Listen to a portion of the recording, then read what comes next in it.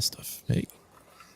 Hello, everyone. Welcome to It's a Long Story, a thrice weekly campaign set in the beautiful, wonderful world of Imea. I am here with our lovely crew, the Unearthed Arcanum. Everybody take a look at the camera, wave, and say hi. Hi. Hi. Darn it. That was good. You missed it. That was good. Yeah, no, that was good. Welcome, welcome everybody. Before we get into tonight, just a couple of announcements up front. First things first. Starting tomorrow, Evan. As you can see, we're definitely starting tomorrow. Starting tomorrow, we are starting our drop-in, drop-out style campaign of Steinhardt's Guide to the Eldritch Hunt. Super freaking cool D&D 5e supplement for those that are interested in the Dark Souls, Bloodborne-esque gothic horror, heavy into the I was refrained from saying gory because I feel like gory just makes it sound like it's just blood and guts. But which I guess maybe it is. I don't know. But it's very like heavy in the monsters, crazy, disgusting, evil creatures. It's super cool. It's super cool. Just do it. It's super cool. Anyways, no. It is. It's really cool. It's a new supplement that's been added to our normal D&D 5e stuff, but it has new races, subclasses, one new class, new feats, new spells, and a lot of really cool things that are kind of built to be able to make your character feel crazy powerful, fighting against hordes and insane amounts of other crazy things in a very, like I said, in a very Bloodborne-esque sort of setting. So I'm very excited to start that tomorrow. Evan is one of our players that are actually going to be in it. As well as a couple of others for our first session. But if you're interested in playing, sorry, this is for players. Did I mention that? This is for players. If you're interested in playing, I hate you. Sorry, music's freaking out. If you're interested in playing, we are adding a set for, I will say, for the next week. If you have seen this session from Twitch or YouTube or whatever, and you're wanting to try this out, the link that we're going to be putting in the private chat, go ahead and join in on that. Sign up for whatever day you want to sign up for. You can do multiple sessions. You can do one session. You can do the whole thing. It's drop in, drop out. You can do whatever you want on that. But if you were wanting to sign up for that, as long as you message me and say, hey, I came here from YouTube or Twitch or whatever, your first session is free. Very exciting. I'm going to turn this back up. Hopefully that worked. Your first session is free. So please feel free to check that out. Also, I'm going to blast through the other things that are coming up. A couple of months ago, or a month and a half ago, somewhere between there. I don't know. Time is a construct. But a time ago, we had a couple of our members here. Nope, wrong one. This one. Join us for a very cool, awesome play test of Candela Obscura, which is a new game system and setting designed for those interested in playing a high RP set into the cosmic horror, somewhat like Call of Cthulhu. I would say probably even like a little simpler than that, but it gives a really kind of broad perspective on being able to kind of push a lot of introspective role play stuff, which is really fun. So we did our own version of this, as I have to change around everything. I can't just take it as is. But we did a homebrew setting of this in a setting that is now called Shadows of the North Shore, which is designed in the same system and generally the same setup, except for it is the year 1901 in the North Shore, Massachusetts. 200 years after a certain amount of witches got hung. So really cool, a lot of fun lore stuff. And because I'm from there originally, it is a really like kind of uh, cool and interesting thing to kind of come back to in the idea that we're going to have actually like real lore stuff that is like a true like legend in Massachusetts and all that. So yeah, so if you're interested in joining that or learning more about it, whatever, feel free to check the start playing link that we'll be putting in that private chat as well. And lastly, we have our fourth Tales of Imea coming up. Hopefully, ideally, going to try to get started this January on that. But if you're interested in joining in on that, you can sign up now. We are doing so. That's you'd be the fourth campaign that are joining these crazy peoples, as well as a couple of other parties that are here in the same system, in the same world, all existing in the same time frame. But for the fourth campaign is Tales of Imea, the Isles, which is moving south of South Imea. So more of a tropical landscape, really cool nautical, possible naval battle, ship v ship combat, treasure hunting, a lot of cool stuff. So I'm excited to kind of get that going. So if you're interested, we're looking for players, actively looking for players. So if you're interested in joining that, same idea. I'll be adding the link into the private chat.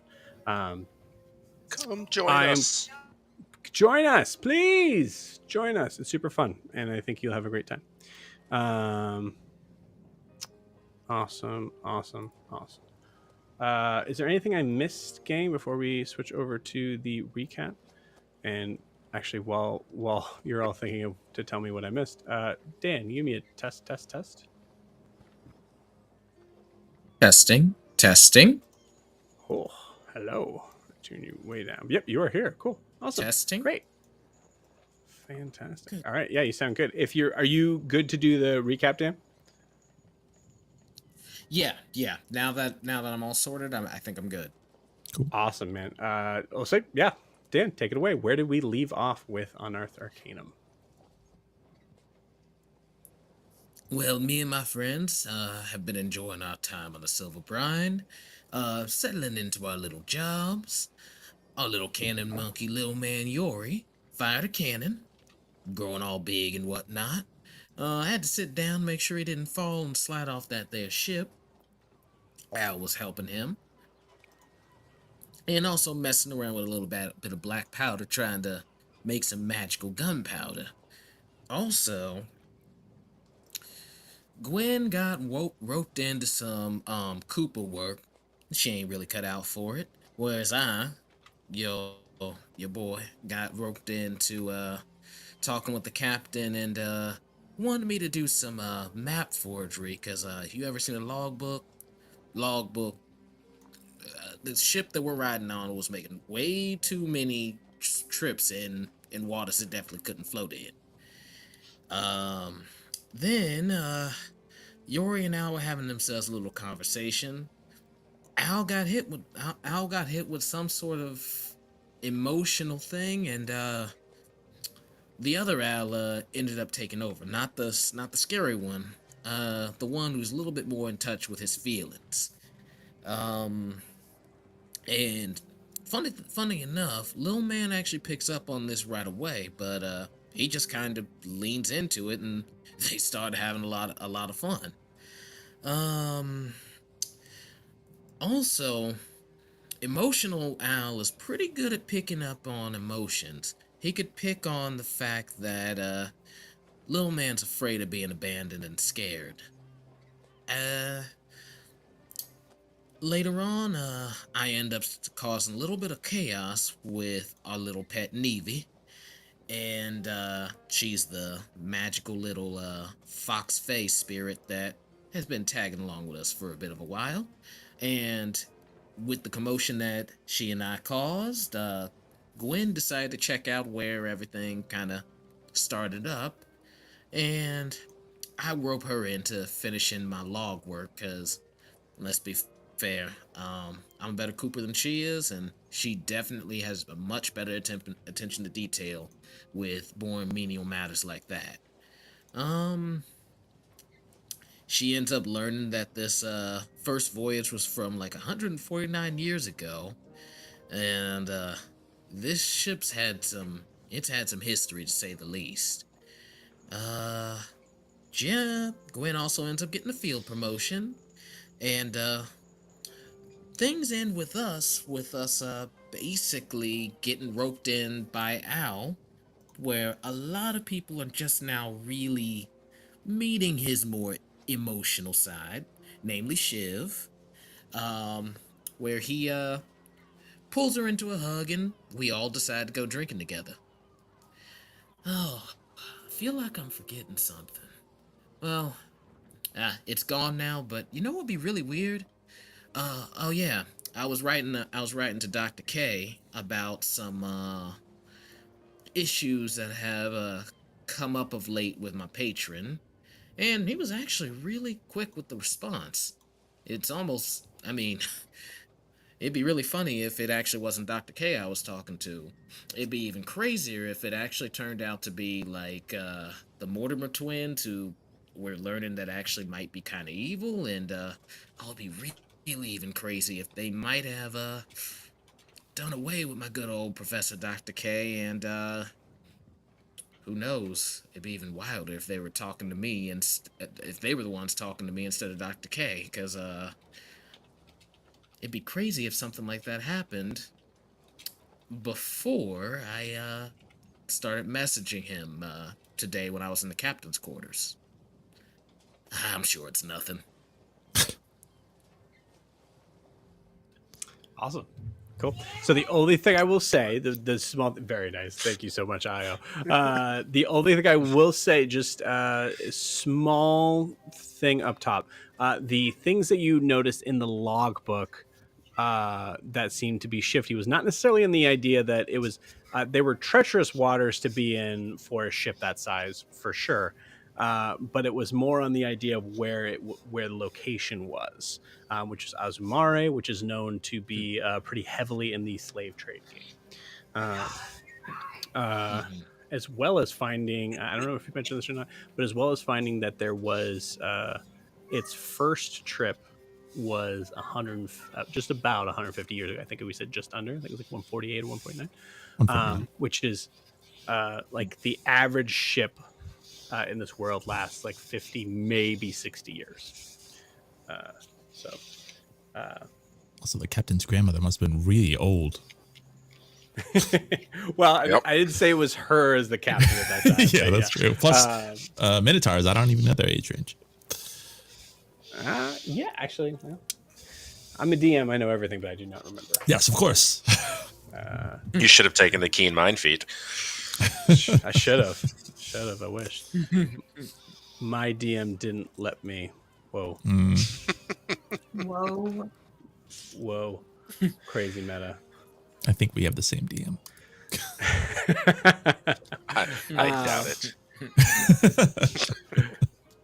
Cool. So as we are going below deck here, please stop being weird. I play D&D, Joe. It's we can't. No, sorry, not you. Not you. Yeah. It's always on. Always on. Always on. Cool. So as we are moving into this scene, I think what we're gonna do is we're going to look at this as opening up to a just fading from black to this kind of large bar room. There's no tables here, so I think all of you are kind of like sitting up at the bar table of the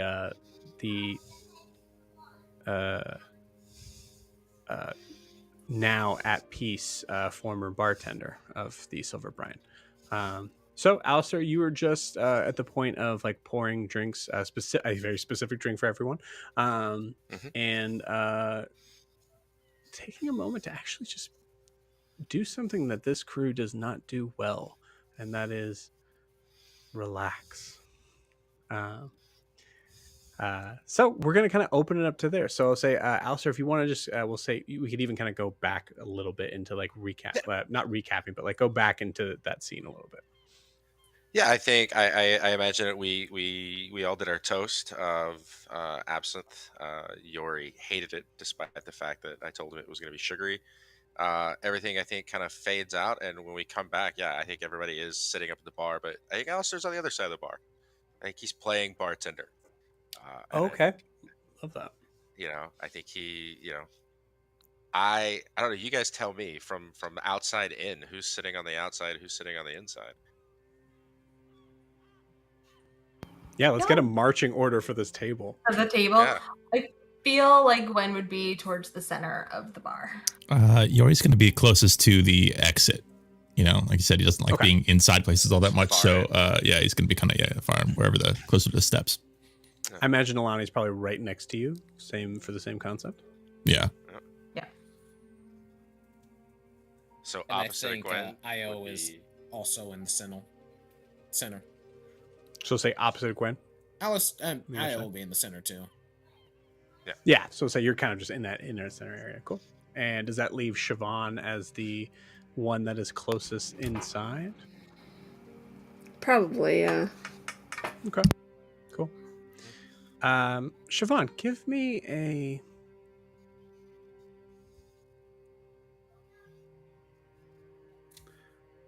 charisma saving throw. Oh no. That is a 5. 5? Okay. Mm-hmm.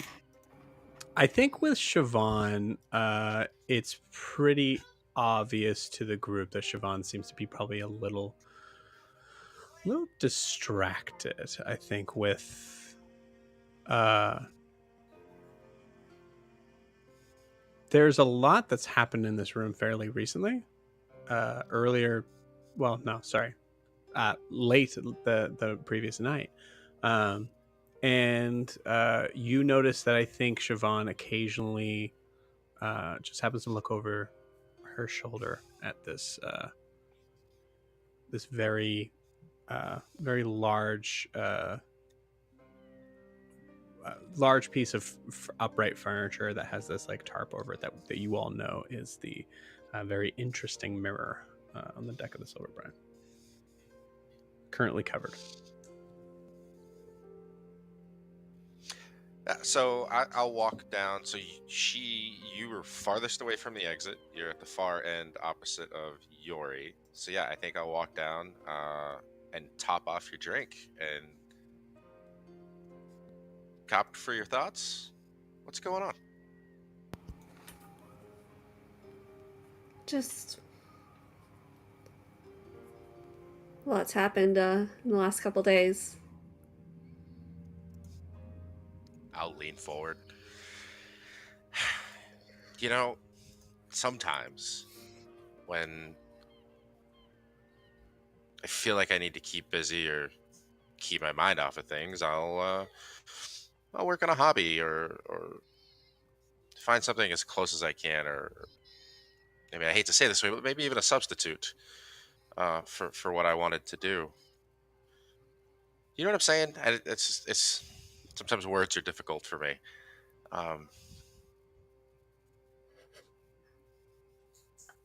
I mean, we're on a ship, so I think our options are limited in that. Maybe, but I was just thinking, I don't want to be insensitive here, but I know we're going to find Maeve. That's gonna happen, and sometimes I think maybe you're in such a rush to get there that you don't really think about all the things that could happen, and Maeve's gonna need her mom when we find her. And it does you or her no good if you keep running headfirst into situations that Might get you killed.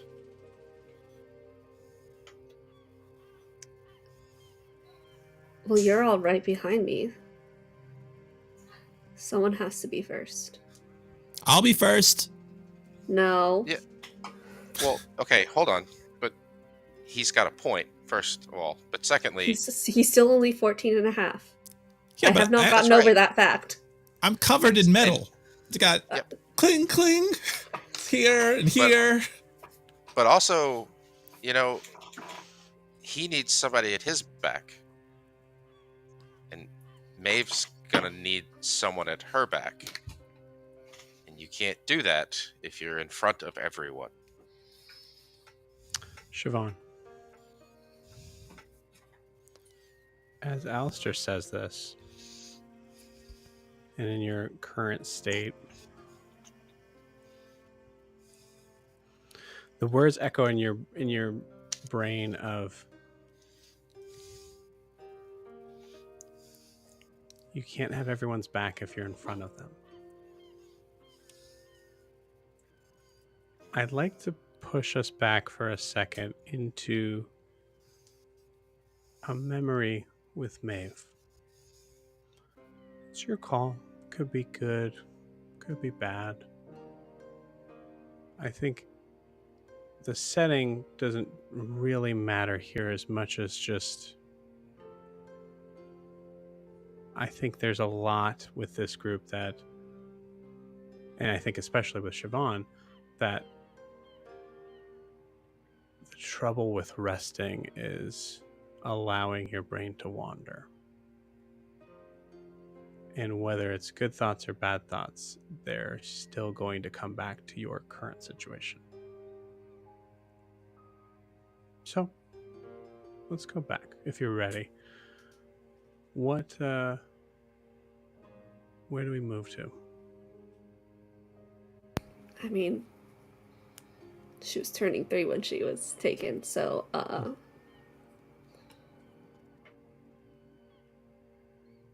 to think of what under 3-year-olds do.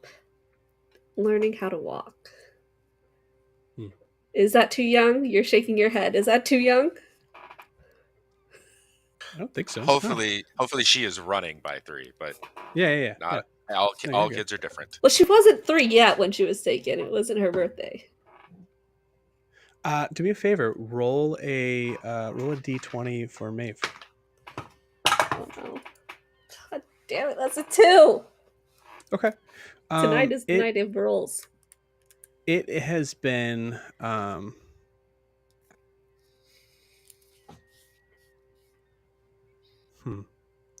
it's been difficult to get Maeve to walk. I'd say, depending on what time frame you were thinking about it, Maeve was slow to walking. I think I have a reason.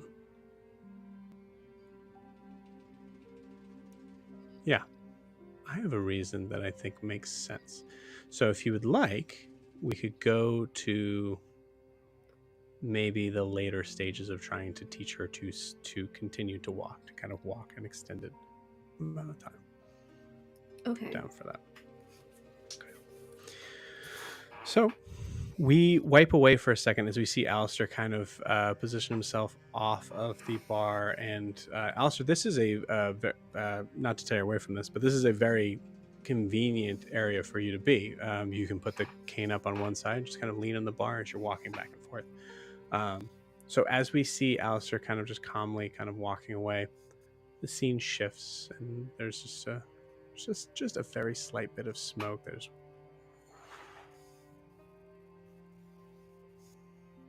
it opens up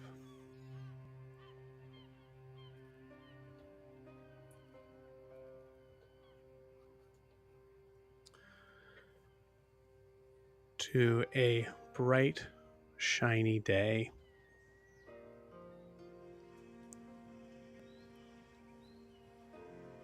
And you're in the forest. Maybe a small patch of grass, not too far outside of Araskar. I think Carter may have asked for you all to kind of take a journey out there to be able to gather some herbs and ingredients for his shop, as he can't, he can get anything imported, but sometimes he just likes to get some stuff himself. And just thought this was a good opportunity for you all to kind of spend some time together. As we look out onto this scene, we see Maeve sitting alone on a nice picnic blanket as Carter is leaning his back up against a tree, listening, but also talking. I think as we kind of zoom into it, it seems like we're coming into the middle of a conversation.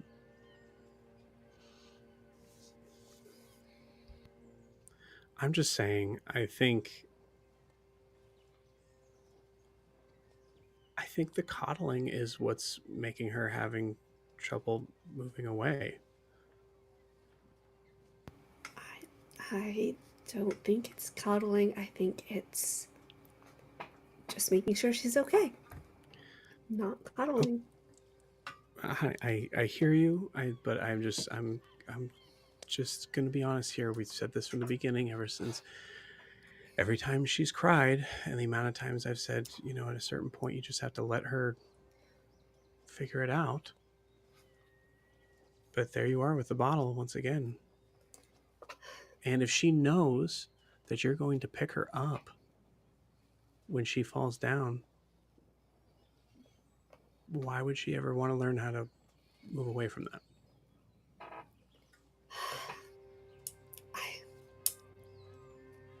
I just don't like seeing her upset.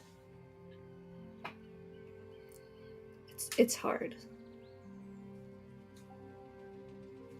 I know.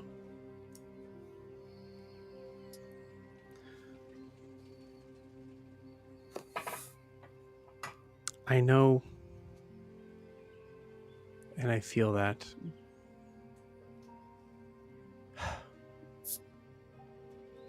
Listen, we've had this conversation before, and I meant this as a peaceful time. I didn't, but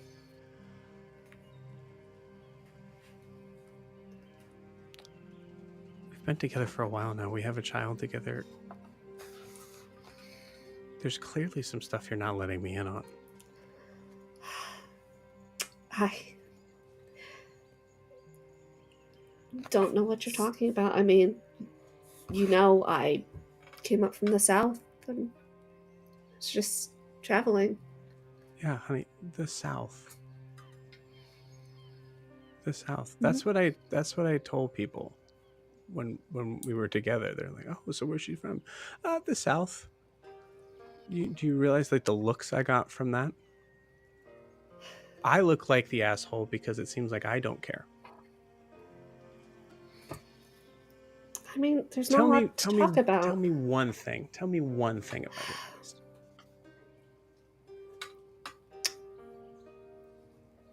I was born in Little Nest, which is south. Okay, great. Where's Little Nest? It's along the coast, in the south. Okay. I think it's north of Eisenheim. I need to look at the map. It's south of Eisenheim. South of Eisenheim? Oh, okay. All right. So south of the capital. Okay. Mm-hmm. Was it nice there? It was a small town. And people in small towns have certain views and ideas that aren't aligned with openness. There's something different about a big city. And I know Ariscar is not like a big city like the capital, but it's definitely, with the university, I think a little more open-minded for sure.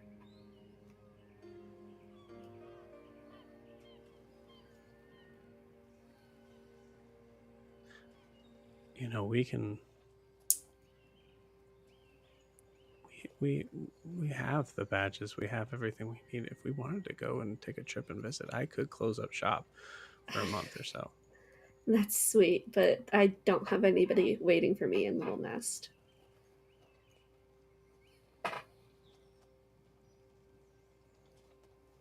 Everything Figured. I need is here.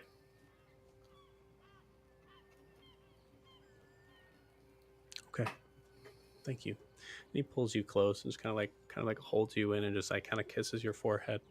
Uh,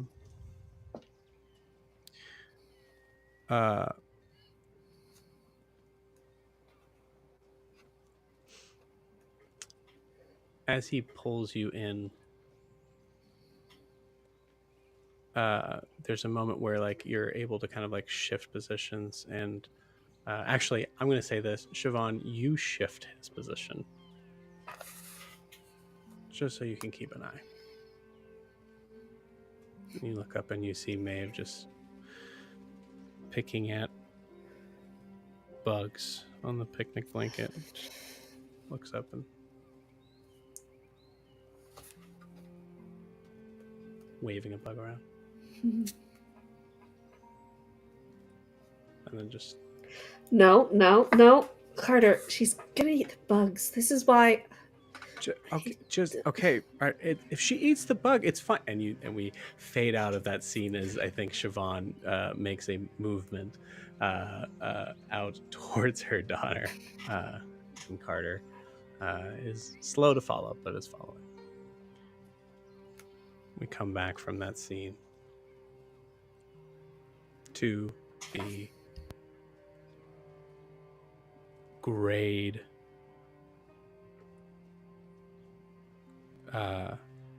aged wooden wall of the hull of the ship. You feel a gentle rocking.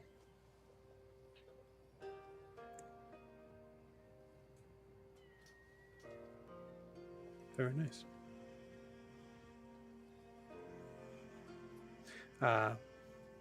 Alastaire, you're moving away. Where are you going? I think he keeps the cane, and there's almost this little Willy Wonka dance over to Nalani. Okay. Love it. I think he makes eye contact with Nalani, and I'm just gonna fill your glass up. Hey, real quick, you still have those manacles from back in Eriscar, right? The shackles. Yeah, I have them. Cool. Do you mind if can I have them, please? I'd appreciate it. Who are we imprisoning? Or detaining? No one. It's You know what? I don't need just thanks. He goes in his bag at that point. Yeah. So I assume he'll put him up on the bar, Mhm. and I will slide one seat over in front of Yori. Hey, bud. Hey, that stuff was gross. I got it. So what can I get for you? What do you normally drink? If you got to choose. I mean, on the road, we typically just drink water. If I had to choose, do we have milk? I'm sure we can get some, but if you had a choice, we're not. You have options. We're reaching the limit of things that I've drank. It's about, back home we had water and we had milk. And we had something they made from the milk that was not good. Yeah. Have you ever had lemonade? No. Nope. I'm not even sure what a lemon is. All right. I don't think I've had you'll one. like this. Okay. I think you'll like this. And I'll just pour a glass of water. Gwen, can you make this taste like lemonade? You're Sweet. muted. Or is it just me? No, she's muted. Okay, you're muted. Yes, I can make it taste like lemonade, and she'll just do a little prestidigitation, sparkling. Love it. slide it over. Try that. As you're trying it, Yori, can you tell me where Fenrir is? I actually think Fenrir is probably still up on the deck. You know, I think there's maybe we brought a little bit of hay up there, and there's a little area that he's kind of made for himself that I also sleep in over on that. So I think he's also a little hesitant to go into places if I'm not directly like saying, "Hey, come on." So I might have been a little distracted, and I feel like he's probably up there. Yeah, and it's just a ladder to go down, so it was Yeah. tricky. It's tricky getting him in and out. Yeah.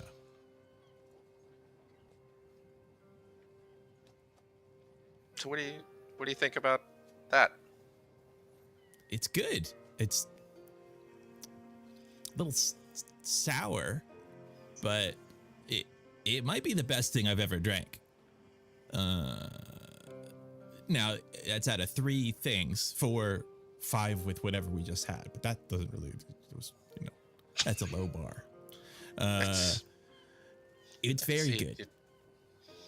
Okay. It's an acquired taste, but absence, it doesn't matter. So listen, when I was in Ariscar, they put me in these chains. I haven't really thought about them a lot, but I only had them for like 2 weeks, and I was at home with my parents, the roof over my head, and I know that's not bad, but it wasn't fun, and I can only imagine what it was like for you when we found you, or before. It was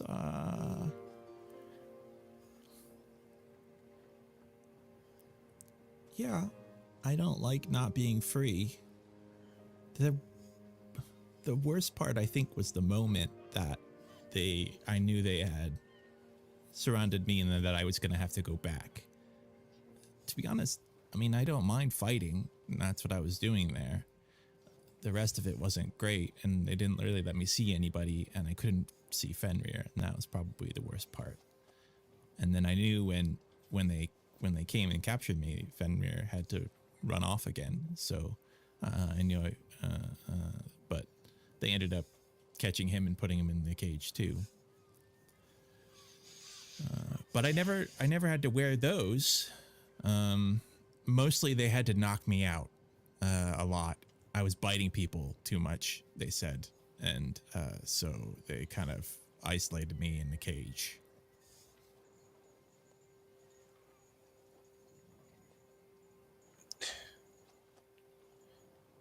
That's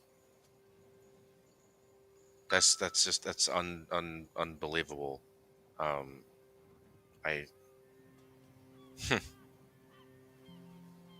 Well, I don't know if this will work, but sometimes we let things have power over us, and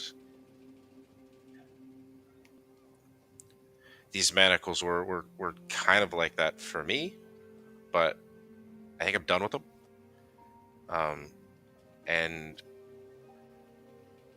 I know that you are a very talented craftsman, and I just wanted to give you a gift of something, and thought maybe you might find a better use for these. Maybe we get somewhere you could melt them down and make something useful for yourself. Okay. I mean, in general, I think manacles in general kind of represent, there's not really a whole lot of, or I can't think of any good uses for them. Yeah. So I'd be happy to melt them down and then figure out we can make them into something else. Hey, and another thing, so I know you're kind of the powder monkey, and we're firing that cannon tomorrow morning, first thing. But when we're not doing that, if you want, I could use your help. this ship needs a ton of work, and maybe I could teach you a few things.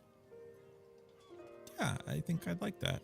Also, I'd really like it if the ship stayed over the water and didn't go into it, because I can't swim.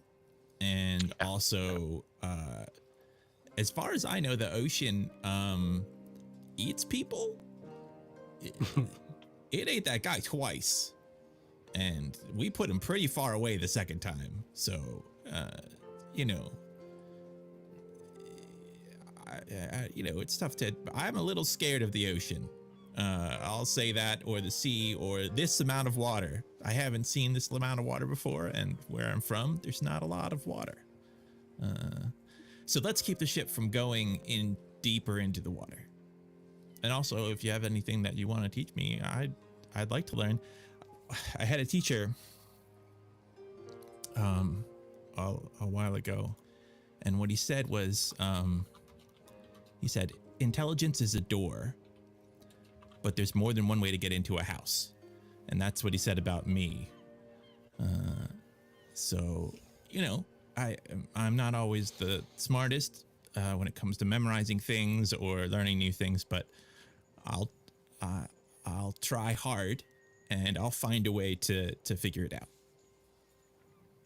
I full faith and confidence in you. Yori, look at me. I fully believe in you. Okay? Okay.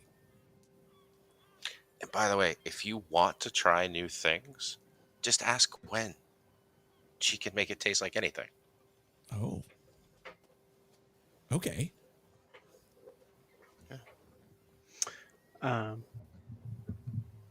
Yori, as you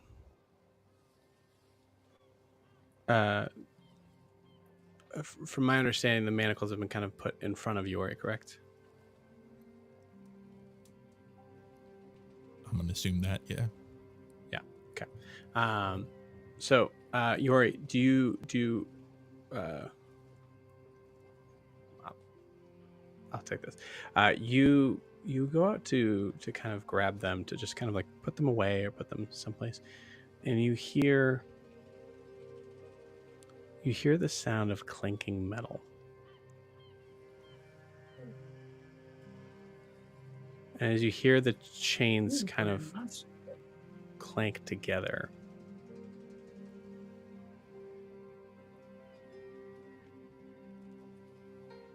I think we go to the memory of when you were with the fire giants. I think that's all I'm going to give you as far as the setting now. You tell me what's currently happening right now. I'm going to tell you this is before. There's no way to make this cool except to say this is before Fenrir. Okay. Yeah. Actually, I'll just be straight with you. This is the day you get Fenrir. Okay. Yeah.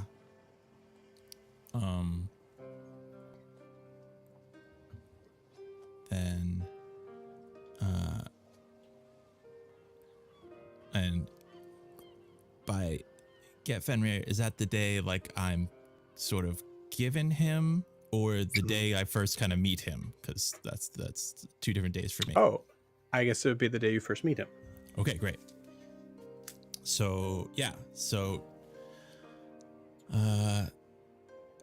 you know, it's not something I think people really think about, but the giant clan that I'm out in a field with lots of other packles, and in the distance there's a big stone keep, and there's, you know, various. It's on the even though it's sort of a field, it is also kind of on the side of a cliff, and there's volcanic rock, and but within that there's grown little pieces of grass and kind of other plants and weeds, and the packles are kind of feeding on that.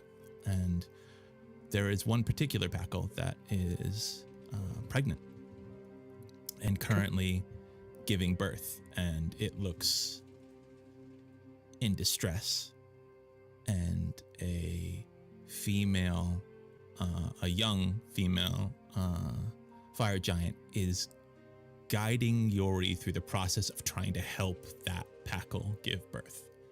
Okay. This is not Cat, correct? It is Cat, actually. Yeah. Great. Okay. So you hear the sounds of a choir of distressed Packles, as they're moving around outside of the different pens that they're kind of stuck in. I would say the very large pen that's probably been kept away from this pregnant one. You can tell they're maneuvering around in the sense that they can tell that something is happening. As Cat, and I would say as we're kind of viewing Cat, I would say go ahead and give me a description of Cat. So at this point, she's she's a young girl. She's probably, I don't know, maybe like 8 to 10, and she has kind of long red hair and a ponytail. And she's a fire giant, correct? Fire giant, yes. That's an important start, I think, to that. Yes, she is a fire giant. Yeah. But basically, as a fire giant, she looks very human, except very large. I think there's a little bit more angular, if you think more Neanderthal type features to the fire giants, but not too much. And her skin is very, very dark black. And she has brown eyes, and even though she's around 8, she has a pretty serious look about her, and she is, you can even see a little bit of like scarring, and she's wearing a sort of very light kind of leather armor along with her, just normal clothes. So, yeah, so, and she had, in that particular scenario, she had just asked for Yori's help with something, and he had just arrived to kind of like find out what they needed or why they would need him. This isn't something that Yori normally does. He might wander around the fields, but he's never done anything that was helpful here. He's just kind of wandered sometimes over here. Okay. As we look on this particular, it's weird because I think as we kind of like come across this very odd perspective of I say, how tall do you think Cat is? I mean, yeah, she's probably like 10 feet tall at that point. Okay. Yeah. We clearly see Cat, even in the bent position, like still sitting maybe like 5 feet tall over Yori's much smaller frame. And as we're kind of coming into view on this scene, we hear a language we don't understand. There's it sounds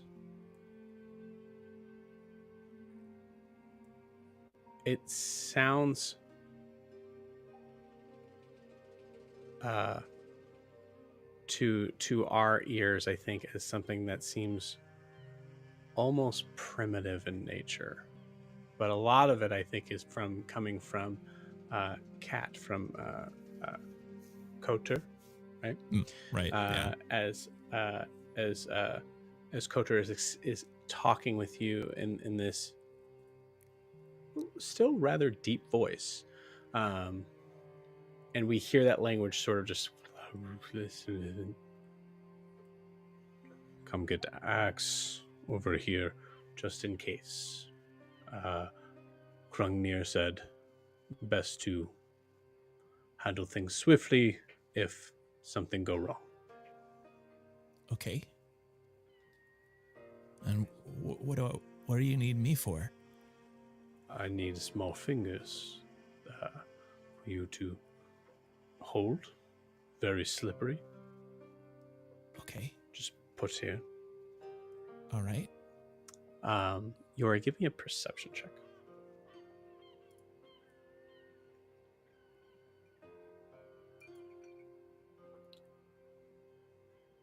$16. 16. The mother, in your perspective, you're somewhat new to this, so I think no matter what, Yori is feeling some sort of empathy as the mother looks like she's very much in pain. I would say the 16, you are unsure of whether or not this is normal or not. Right. Okay, she give big. No. She give big kick. You come over here, and maneuvers you over to the side where the legs would not give out.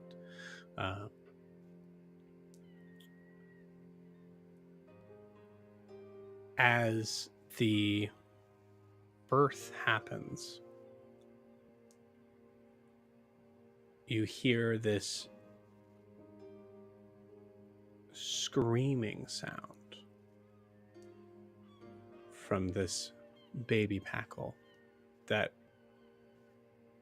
sounds kind of like stuck in the throat, as it slowly kind of turns into a bleat as you hear this, as you pull this baby sheep out. I'd like you to give me either an animal handling check or a medicine check.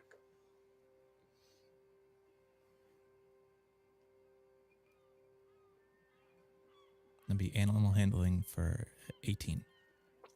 18.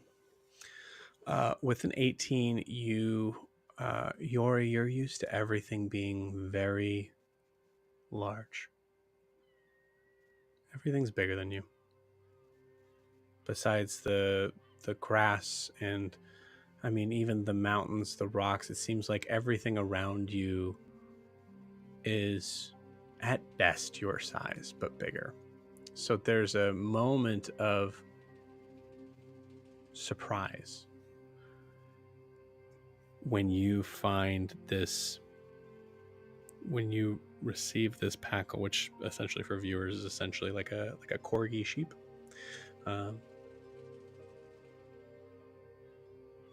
As this Packle comes out, so you can go ahead and describe to me what Fenrir looks like, but remember that in this moment, Fenrir looks very small.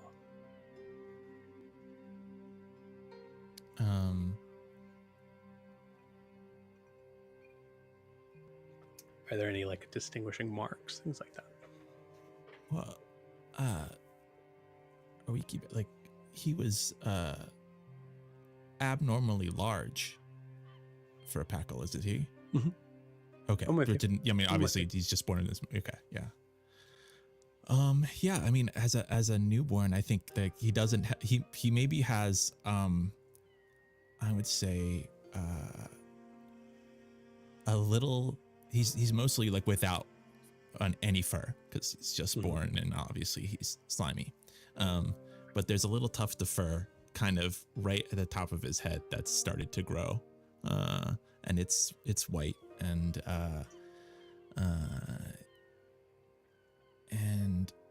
he looks angry.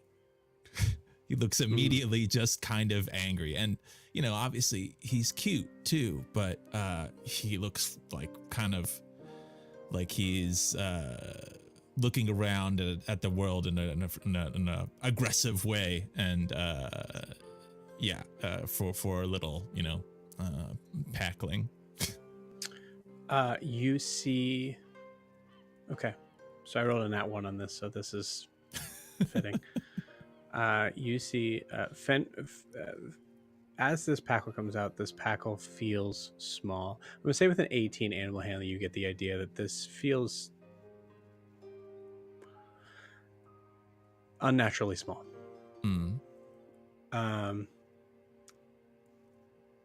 With a nat 1, you see Fenrir bleeding and kicking around legs that just kind of find as they're kind of like moving out and moving in all directions. You find Fenrir in your hands, able to maneuver himself forward to go and try to like you don't know, baby, like just Right. trying to attack you with something. Um, uh, I would like I'd like a dexterity saving throw for me, please. Okay. 17. Okay.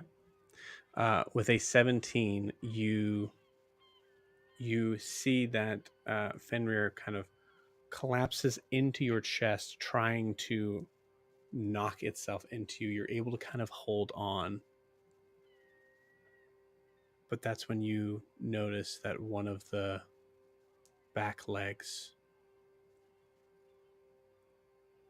you're not sure if it was in the transition of moving from its back to its front or if it was always like that. You notice that one of its back legs is not moving.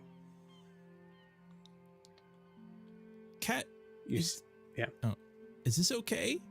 Is he all right? You look up at Kat for the first time as you're surveying everything.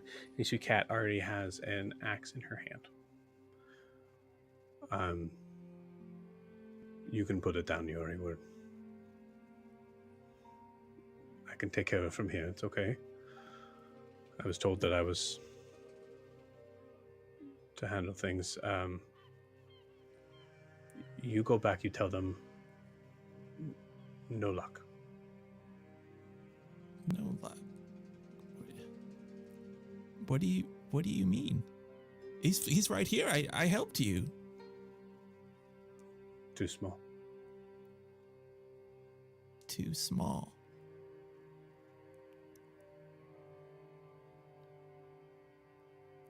Was I too small to kill the rats in your walls?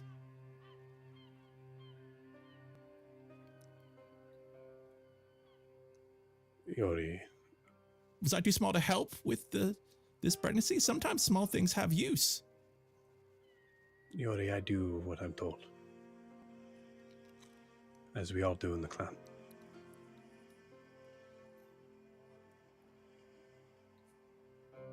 What if I take care of him? I can take care of him. He doesn't have to be a burden to anybody.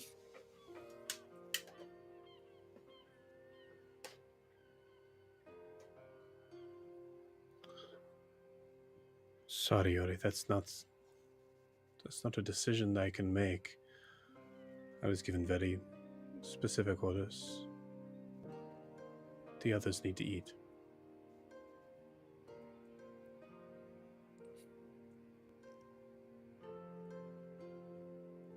And Yari will pick up the axe that he was given and place Fenrir behind him. And he gets a kind of more feral look to him, and he says, I'm sorry, Cat, but if you want him, come and take him. And, he holds the axe as if he's ready for a fight.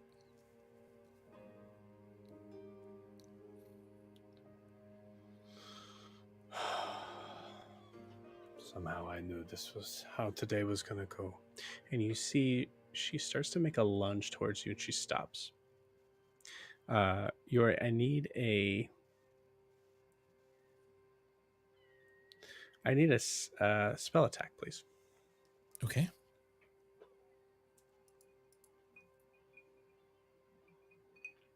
It's just going to be D20 plus 6. That'll be dirty 20. Dirty 20.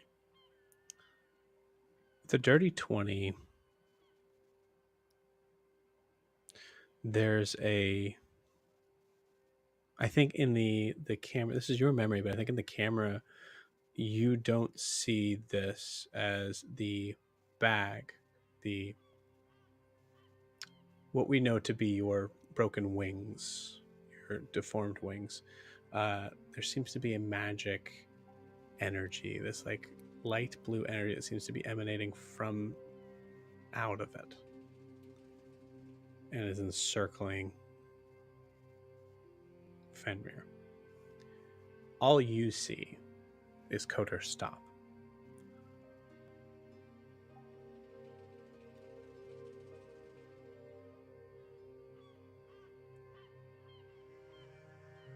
Puts the axe down. Gives you like a look of like a grumpy smile, I think. Just a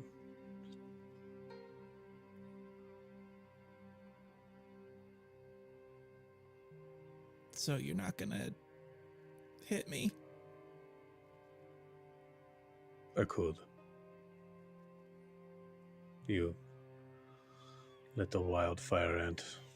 And like kind of rubs the top of your head. She's 8. Thank She's God. younger than you. There's a level of like, there's a weird sense of like intelligence versus, you know, pure strength. And go tell the elders we have perfectly good calf.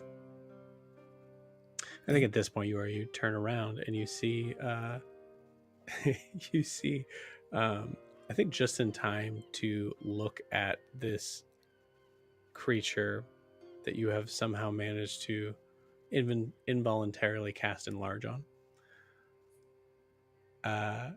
And you look around and you see all of a sudden as it's maneuvering, trying to kind of figure out its posture. It's still got that leg that's a little odd. And as it kind of looks up at you, all of a sudden you just see hair just pop up out of nowhere. As it also gets older, as it gets bigger. You hear it. Ah! Immediately starts to kind of go and eat the grass as you see I think to end this scene we see the mother. We kind of move over to the mother's side and you see just a kind of a sigh from the mother. We pull out and it's very different than I thought we were going to, so I will say as you put the manacles in your bag,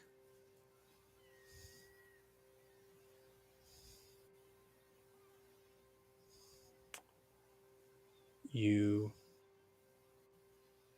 just happen to touch the cloth that you still have, I think, from your wrapped up wings. I think that's what spurred that memory. Okay. And we come back.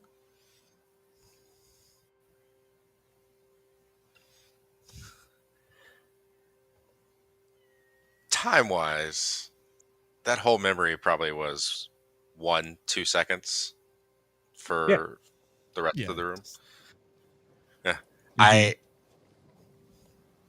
feel like Alastaire would have known that you spent a moment in a memory. And I think he just smiles at you and goes, I hope it was pleasant. And slide one spot over back in front of Nilani. Just top it off again, right? Yep. All right. Yeah. What is this called?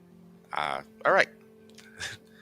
And then I will walk very slowly past Gwen, look at her, and then stop and sidestep over right in front of Io. Hey, buddy. Hey, so you're really making the rounds, aren't you? Well, I just making sure everybody has a moment to not have to worry about anything else.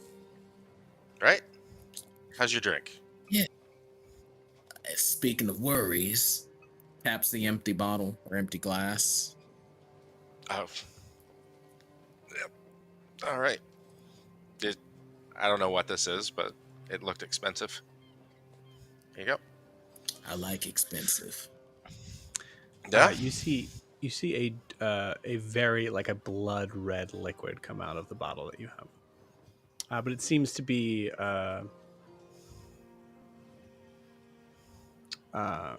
what's the word? Opposite of like viscous. It's very Watery? Very watery, yeah.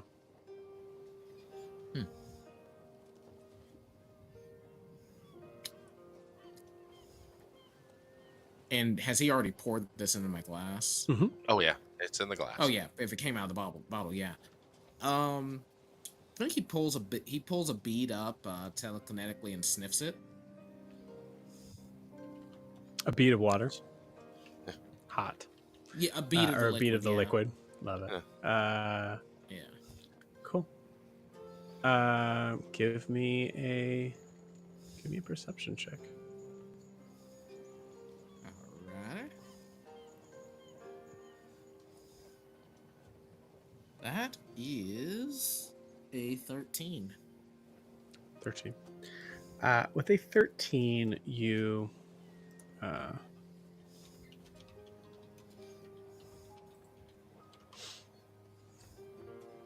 you get this. The first thing you notice is clearly the smell of alcohol. As it is the number one thing that kind of just like goes and like emanates through your nostrils, and it stings a little bit for sure. Out of the 13, it smells like this will get anyone there, and maybe a little bit past. You also smell hints of some sort of fruit. Kind of like, could be grape. Could be like grape and cherry. You're not really sure. It's very slight though. The alcohol is very overbearing. I think with that information, Io takes his cup and takes a decent gulp, probably 30% if I'm thinking full glass, not shot glass. Mm-hmm.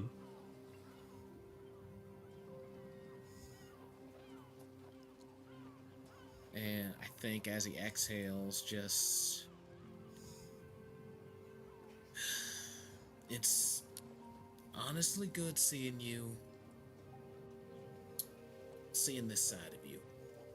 It is, and seeing more of you.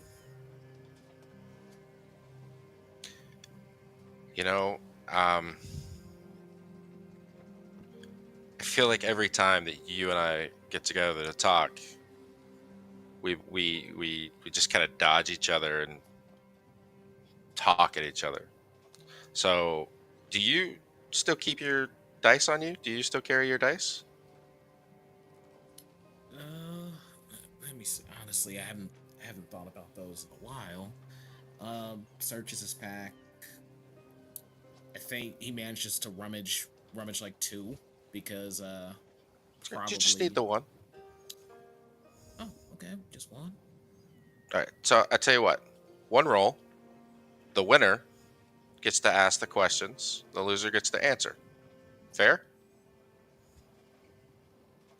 Okay, fair. But before that, what's the catch? No catch. Just this way, we actually get a full conversation in.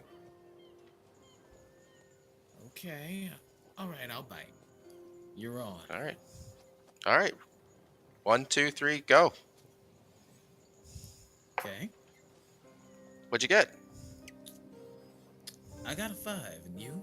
I got a 6. Fantastic. Alastaire never looked at his dice, by the way.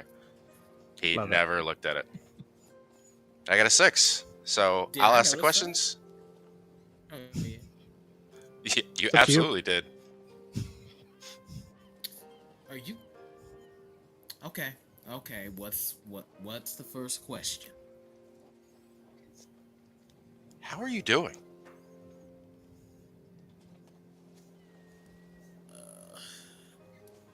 That's another big gulp. This point, second, third.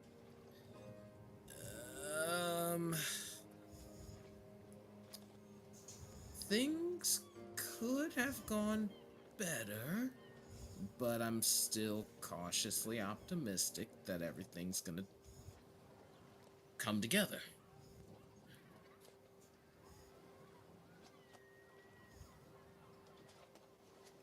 Okay, but how are you? How are you I feeling mean, I about would. all of these things? Honestly, I don't really know how to feel. At times, I feel like I don't know what the hell I'm doing, or I don't know, man. I don't know about. I'm just taking every day as it is.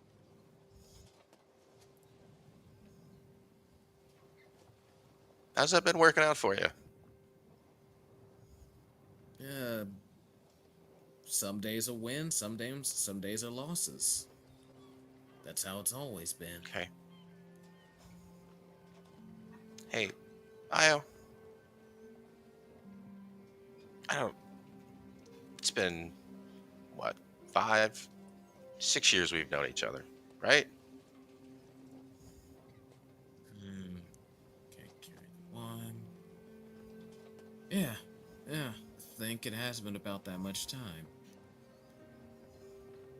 Then you know what I'm about to say. I'm saying because I care for you, right? Like that. Like I just want what's best for you. You know that, right? Wait. So how's this go? I just answer one question, or we're just doing a whole rapid fire of questions because I lost the first roll. Ah, Listen, lost the first roll. I just want to say I need to tell you something, and I want you to know that this comes from a place of compassion and caring and honestly love. And I need you to understand that. But you keep wanting to be a leader. You keep wanting to be the person that calls the shots, and I want that for you too, more than anything. But those people, they don't live day to day, right? You got people that are depending on you. I depend on you. We can't do day to day, man. I mean, we don't know what tomorrow's gonna bring, though. No, we don't. But Plans. I mean, I've tried doing the plan shit. It every time I try to put something in motion, something comes falling apart. I just plan to plan around the chaos. Plan as you go. well, maybe you fill us in and we can help you plan. The more we know, the more we're made aware of. You've got different ideas. You got Siobhan over there who, I mean, I think if you give her enough time, she'll figure anything out. Yori, I mean, he's fantastic, and honestly, I think we need him more than he needs us. Nalani, your drink's good. Okay. Um, and then seriously, Gwen, you know Gwen. She honestly, I think she could probably single handedly take all of us out. But you don't get any of that unless you bring us in, right? I'll pause you there because that was a good phrase.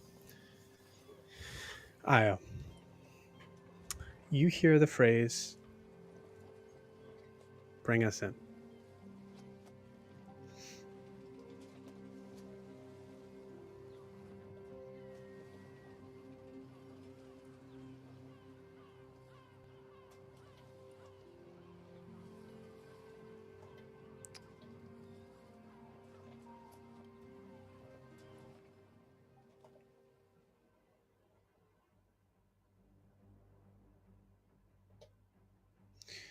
And you hear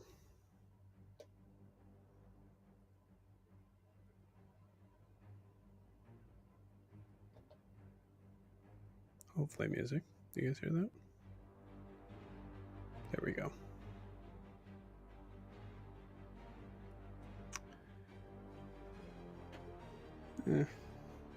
Quite what I was looking for. Let's do this one. Sorry. You fade away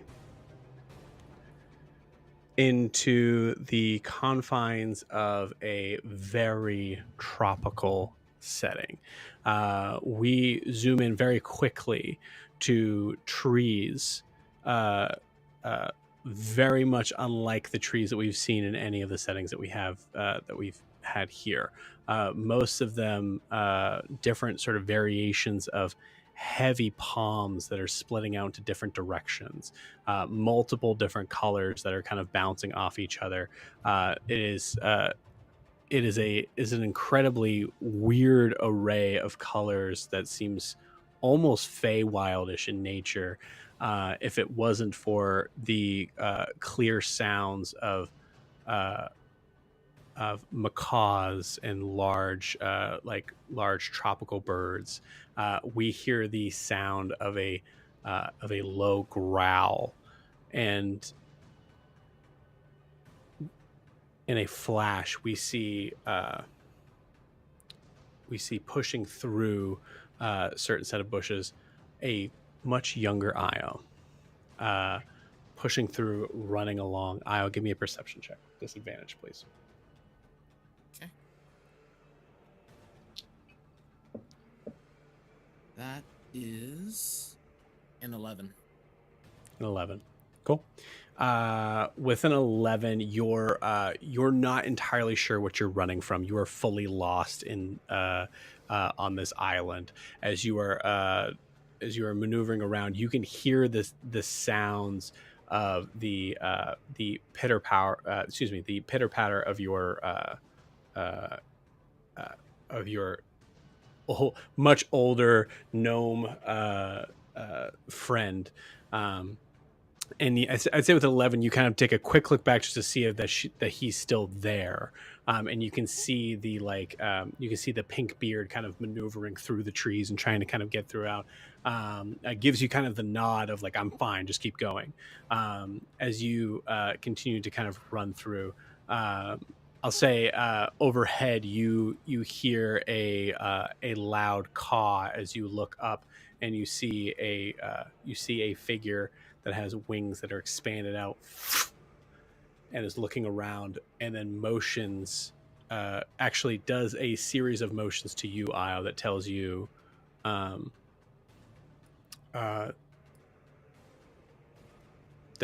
to move ahead in this direction, that you feel assured on this. I'm going to say as we are getting to this second of this clearing, I'm going to say go ahead and roll me a I guess we gotta allow this. Go ahead and roll me I'll say a straight D20. Just have it be a luck check. Okay. 9. Fantastic. Awesome. You see this large creature come out, panther-like, except in a way that seems to be built like somewhat wider in shape and has multiple legs. As it moves, it seems to move towards the ground in a movement almost like similar to like how you'd watch like any like, what is that one water lizard that runs on the water? The Jesus lizard is what I know it is. The Jesus lizard, as similar to a Jesus lizard. You see this thing kind of coming up after you, and you see the jaws open up front ways and sideways as well. As this thing is jet black, looks like it has like black hair like a panther, but does not, definitely not a panther. As you see it launch itself towards you, and all of a sudden out of nowhere a flying elbow comes down and right on its head slams it into the sand. Please describe to me what we'll do this kind of in the order of what we see here. Please describe to me what Sahid looks like. Not Sahib, Sahid. All right, so Sahid is a massive fire genasi, like 7'5" fire genasi. Um, very muscular, bald, um, red skin, rocking a big black beard, and like glowing yellow eyes. Awesome. Cool. You see Sahid pulls his head or pulls his arm out of the sand as you see a skull that is fully crushed down below the legs that seem to one of the back legs seems to twitch slightly, but other than that is not moving, clearly dead. As you see Sahid kind of snap his neck, kind of like crack his neck a little bit. That's one. There won't be two. Pack of shite. And you see him walk away as this clearing shows a couple of your crew members that seem to be together here. You see moving through the branches just a little bit behind you, kind of. Okay, so he's good. All right, that's fine. I figure where we are. Can you describe to me what old man Hassafat looks like? So just like Joe described, long pink beard reaches his knees, kind of an almost crazy look in the eye, and basically kind of just a kind of goofball looking old man, gnome kind of guy. Got it. Seems to maneuver over to the Aarakocra, who is now shuffling his wings down as he's stepping down into the clearing and looking around. The having an Aarakocra as a captain is very useful in terms of getting in and out of places. Unfortunately, there has been a huge amount of mist that has come in around the coastline that has made his navigation very difficult to see. In this clearing at this moment, you actually see there is a clear view up to the sky. Unfortunately, it's bright daylight. You see Hassafat in whatever way seems to make like it's a weird thing for a dude to just be looking straight up at the blue sky, but you see him take his I always forget what it's called. Help me, spyglass, and like looks up at the sky straight up. As you see the Aarakocra captain kind of come like walking over to you, talons kind of broken out. Second to last person I'll have you introduce. Please tell me what Willard looks like, please. So Willard is a Aarakocra in traditional kind of fantasy captain's regalia. However, his one of his wings totally fine, totally normal looking. The other one is a prosthetic. Looks like it kind of has a Da Vinci-esque kind of look to it. He probably can't fly for very long like normal Aarakocra, hence the current trade. Love it. Awesome. You see him come over to you. Did we lose anybody? Just Aid, but I think he just lost his mind a little bit. You should probably tell him to lay off the drink a little bit. I'll do that when we have a ship to come back to drink on. Haas, where are we? You see Haas looking up. Well, it's daytime, so I don't know. Fantastic. All right. Everybody spread out. We can't be found here at nighttime before finding the ship. So everybody spread out. And you do so. You do as the captain said, as you all kind of spread out in different directions. You taking the route probably opposite of Sahid, who is stomping away in the direction. As Sahid is moving through, some of the leaves that he's just like kind of brushing up against, you see are just smoke, as he is constantly giving off this heavy sense of heat. Io, you walk off, and I'll say I think you are. Uh, you're probably walking along to where Hasafat's going, but knowing that like his mind is fully gone, but his eyes are pretty good, so you kind of feel like it's a good kind of place to spread out. Give me a survival check. All right.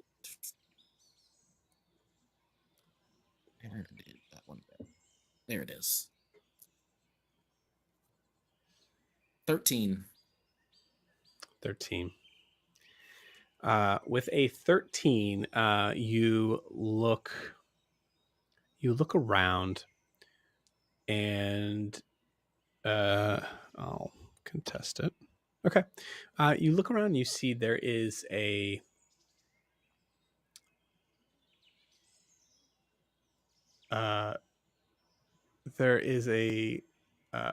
kind of a large tree that looks like might be useful to kind of like scale and try to kind of get a viewpoint of any sort of landmarks you got when you came in here. As you get closer to it, though, you notice the bark on this branch has a handprint that has been that seems to have been burnt into it. The handprint looks very familiar. You've been here before. There's a level of probably exasperation with Io and recognizing we're going in circles. Mm-hmm. It's at that moment. Shit. Yeah. So at that moment you hear a rustling in the branches. And you flip around to see what looks to be at first like a small orange tiefling. It's hard to tell exactly. Go ahead and describe to me what Eris looks like. So Eris, again, looks like a orange tiefling, but her horns, if you can call them that, look kind of odd. They're almost kind of turning into almost like a garland shape, and they look to be made of wood. Very pretty face. Eyes are kind of clouded over. She's wearing like a buckskin dress, but like where you can see skin, it seems like her body's totally covered in like ivy filigree tattoos, but they almost look like they're part of the skin. Okay. This is an NPC we might see possibly in the future. So please tell me, what does she sound like? Um, And a don't make it too hard very on me. kind of yeah. I'm not gonna make it too hard on you. Very faint French accent. With a little bit of bite in it. That helps at all. We'll see. You see Eris as she peers through the branches. Point of order: is she wearing her glasses right now? At this point in the story, she does not have them yet. She does not have them. Got it. So no. Awesome. Cool. So you see this tiefling kind of move forward, push through the branches. Hello? And is looking away from you.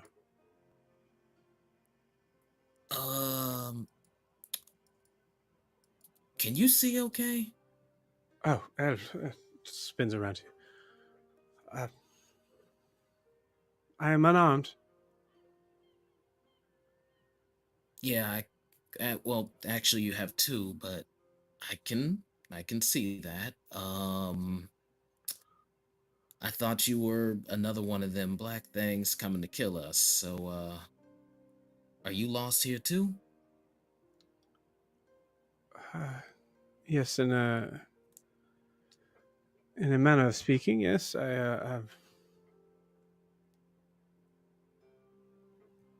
been here for some for a little while. You said too, is your party lost? Yeah. Shipwrecked, waylaid. It lost. Yeah, you could say we're definitely lost. Ah. Do you know where your ship? Do you know where your ship wrecked? I've been on this island for some time. I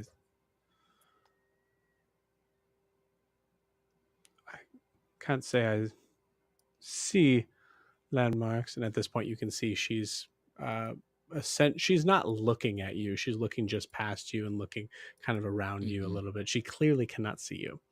I'm looking for I can look for the shore. I can smell it. Maybe I can help you get back for a favor. How about you come? How about you come with us? Yeah, and then I think he basically, as she's kind of probably somewhat waving her arms around, takes a hand and is like, yeah, you can kind of help us back to the ship. You But take a hand. So say like, are you take like you kind of like guiding her with your. Tell me where you touch her. I was thinking like right on the fingertips or palm, like as she's like trying to do it, just catch one of the hands. Okay, cool. Give me a dexterity saving throw. All right. Oh, dexterity. Okay, that's a 22. Okay. Pretty good. So I will say with this, you feel as you touch the finger, you see she grasps your hands and puts all of her weight down to shove your hand into the ground. As she does so, I'll say the 22 gives her disadvantage on this. One of those is a nat 20. The other one was a natural 13 for, let's call it 16. Does that beat we'll say your current AC now? Does that beat your current AC? My AC back then, that would have been probably a flat 15. Okay, fair enough. Awesome. So I'm thinking, yeah, I'd say it would. So with your save on that, you don't find your body getting pushed to the ground, but you do feel your hand getting pushed down to it. And as soon as it's pushed down, you feel all of a sudden these vines and weeds all of a sudden just kind of wrap around your hand. You see her slip out. Oh, never touch me again without permission. I am very sorry. You can clearly handle yourself. That was the only reason I was reaching for you. It's a very nice hand, by the way. But you feel your hand sink lower into the ground at that remark. Just... Oh, okay. It's an average hand. Average. Can we go. start over again? The vines kind of like start to kind of come off. I do not like being touched. Lead the way. I can hear you. Oh, all right. Hey, Hess, let's go find the others and tell them we might have encountered a problem. As Haas, who has made a, like, you guys split up a little, but I'll say at this moment you do see him kind of peering through. I'd say you look up and actually see Haas has been watching this whole scene from like just the side of. Oh yeah, I just got here. Okay, yeah. Pushes the brush together, and I'd say you see, with you in the lead, you start to kind of move back to the clearing, and we hear a shout for the captain from Io, but we continue to kind of pull back as we pull you back into the scene.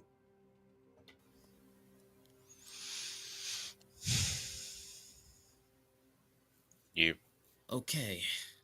Let you in more.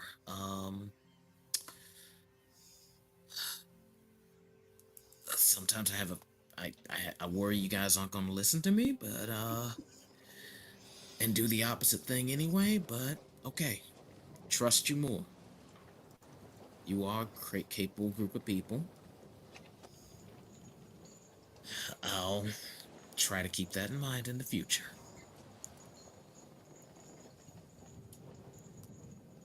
fair enough. Tomorrow, if you want to ask me a question, you can. But we're going to talk about that book, okay?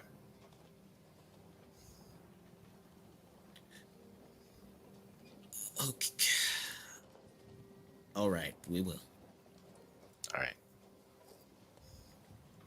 Then I'll slide over, stand in front of Gwen. Without looking, I will top off Nalani's drink. Just, yep. And then very pointedly, while standing in front of her, you will see some like blue strands of energy go around Alastaire's body from each side.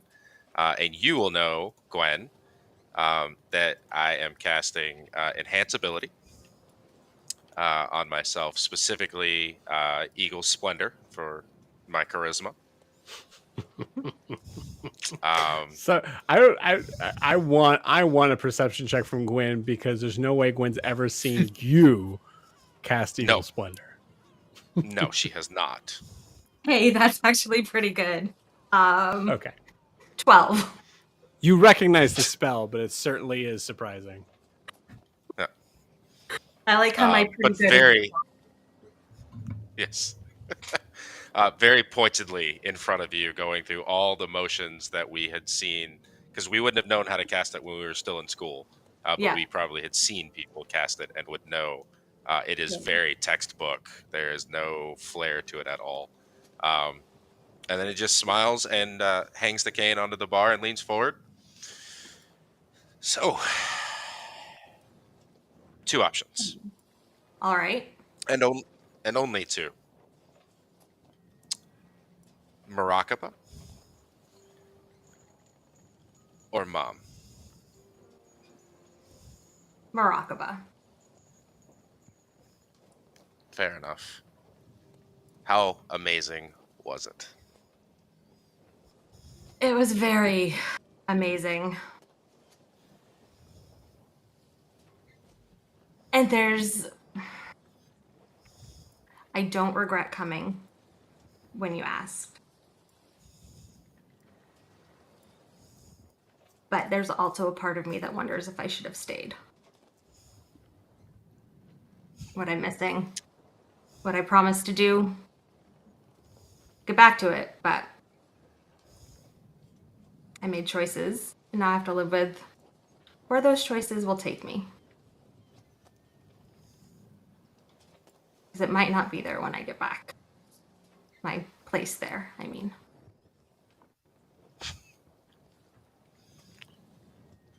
I'm not a prophet, but I can't imagine a world where I honestly, I don't think your place will be there for you when you get back to Marakaba. I think that place will have been filled by someone who is competent at best.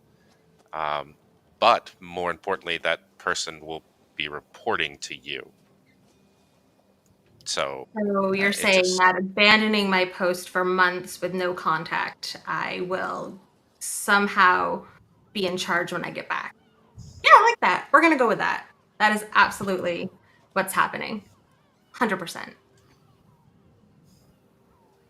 Gwen, you are one of the most talented, most capable, and intelligent people I have ever met in my entire life. One of the few people that genuinely manages to intimidate me on several levels. Um, That's there's just no what way that when everybody you loves get to back, hear. Intimidating. well, there there are several different forms of intimidation, and you know that. But more importantly, when you go back, there's no way that you won't be able to convince them of your abilities, of your passion, your dedication, and honestly, your unparalleled expertise in pretty much all of those things that I don't understand, but I am passionate about because you're passionate about. I think she tosses back a drink because Alistair has never been this way before, and it's a lot.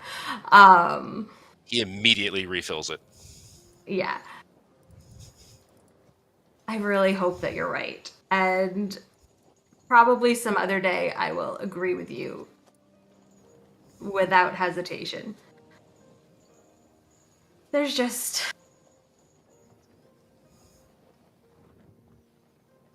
I made a promise, and I haven't kept my end of the bargain. And I don't like feeling like that.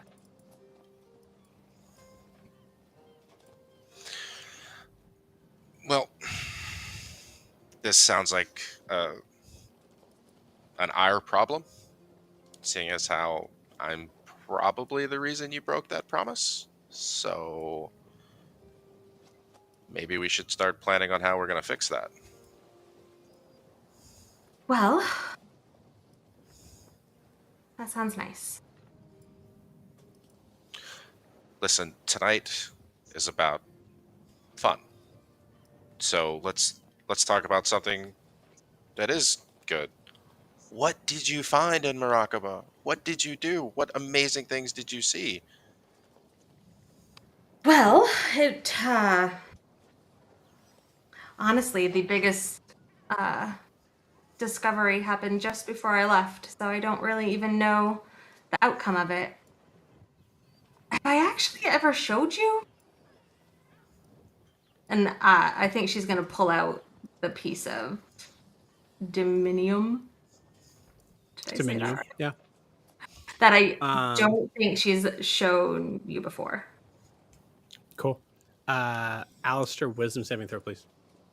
God Oh boy. damn it.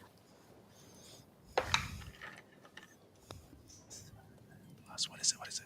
I should know this by now. Hey, it's a 10. Cool. You got it. Tell me what it looks like when there are two parts of you that are trying to fight for control of your I body. think it looks like, yeah, I think it looks like cold sweats. Honestly, I think just out of the blue, you kind of see beads of sweat forming, and probably goes a little pale. Okay. Hmm. Awesome. Yeah, the lack of the control. Gwen, I'm not even gonna have you roll a perception check. You're not gonna make it. I think you're seeing Alistair like. Well, actually, no. You never know. Go ahead and roll a perception check. Let's see. Let's find out. Which dice do I want? We're gonna use this one. All right, that was a natural 19, so 17. 17. Okay. Glad I made you roll. You see at first that there's definitely something wrong with Alistair as soon as you pull that out. And I think you see Alistair is clenching his fist on the bar table. You see the cold sweats. Alistair looks a little paler than actually. Sorry, Alistair looks as pale as he usually looks. Um, Yeah. I think she would reach out and just sort of touch his hand. Maybe even do like the whole fever hand to the forehead thing. Just to sort of try to get his attention back, I guess. Alistair, give me a history check with advantage, please. Okay, so we'll start with a 19, and I believe we're adding 11. Makes sense. Yes, 30. Oh, baby. Awesome. Cool. With a 30, you instantly recognize this as Dominium, something that is an extremely rare substance for members of the Mortimer Ludus to get, unless you're of a higher realm of learning, and even then, uh, it's usually in close supervision of a teacher. Um, uh, Dr. Karan has used a little bit of this in some of his more intense um, uh, concoctions of things. It is a full, the basic, like the TLDR I could tell you of this is that it truly is just a magic booster. Um, uh, put it in a healing potion, it's boosted. Put it in a spell, it is it is going to be more powerful than that. It is something that is designed to fuel and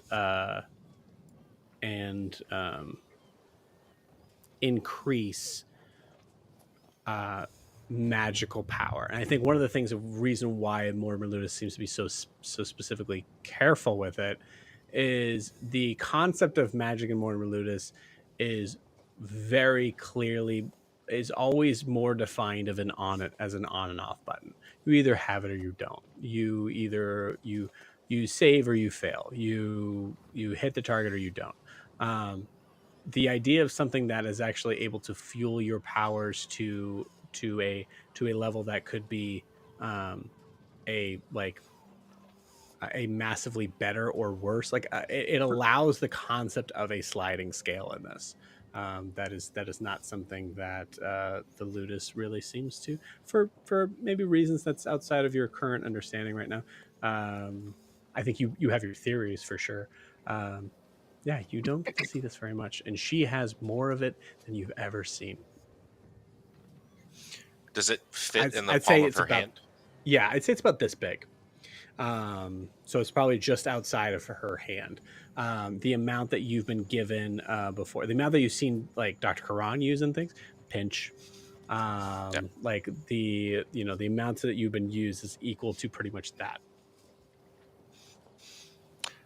So I think you've got your hand on my forehead. I'll take it and place your hand on top of the minuum, and I will, Mhm.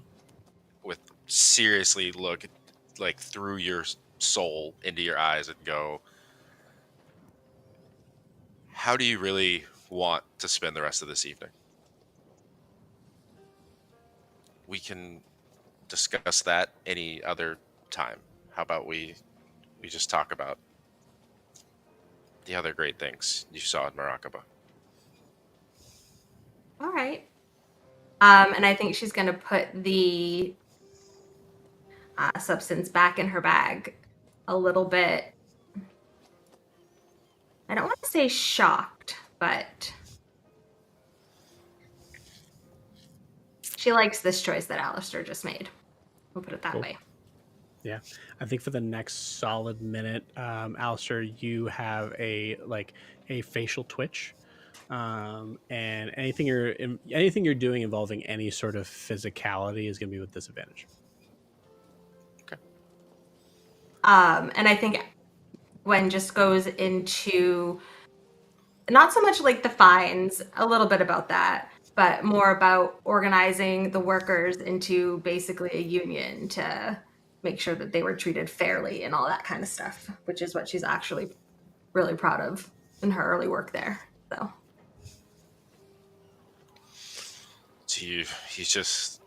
You got them all taken care of. I tried. Uh, Well, Thank you.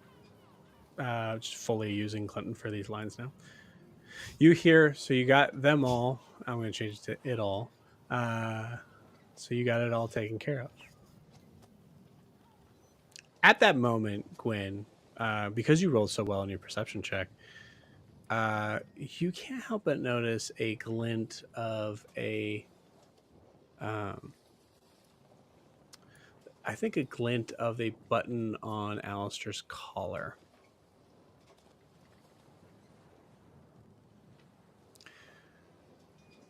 and walk with me through this.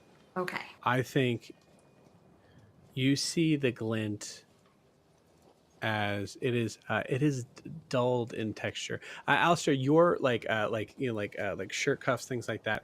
Is there any embroidery on those? Sorry, not embroidery. Is there any like Monogramming? design on those things? Monogram. Yeah, thank you. On the shirt or the buttons? Either or. I could go either way on that.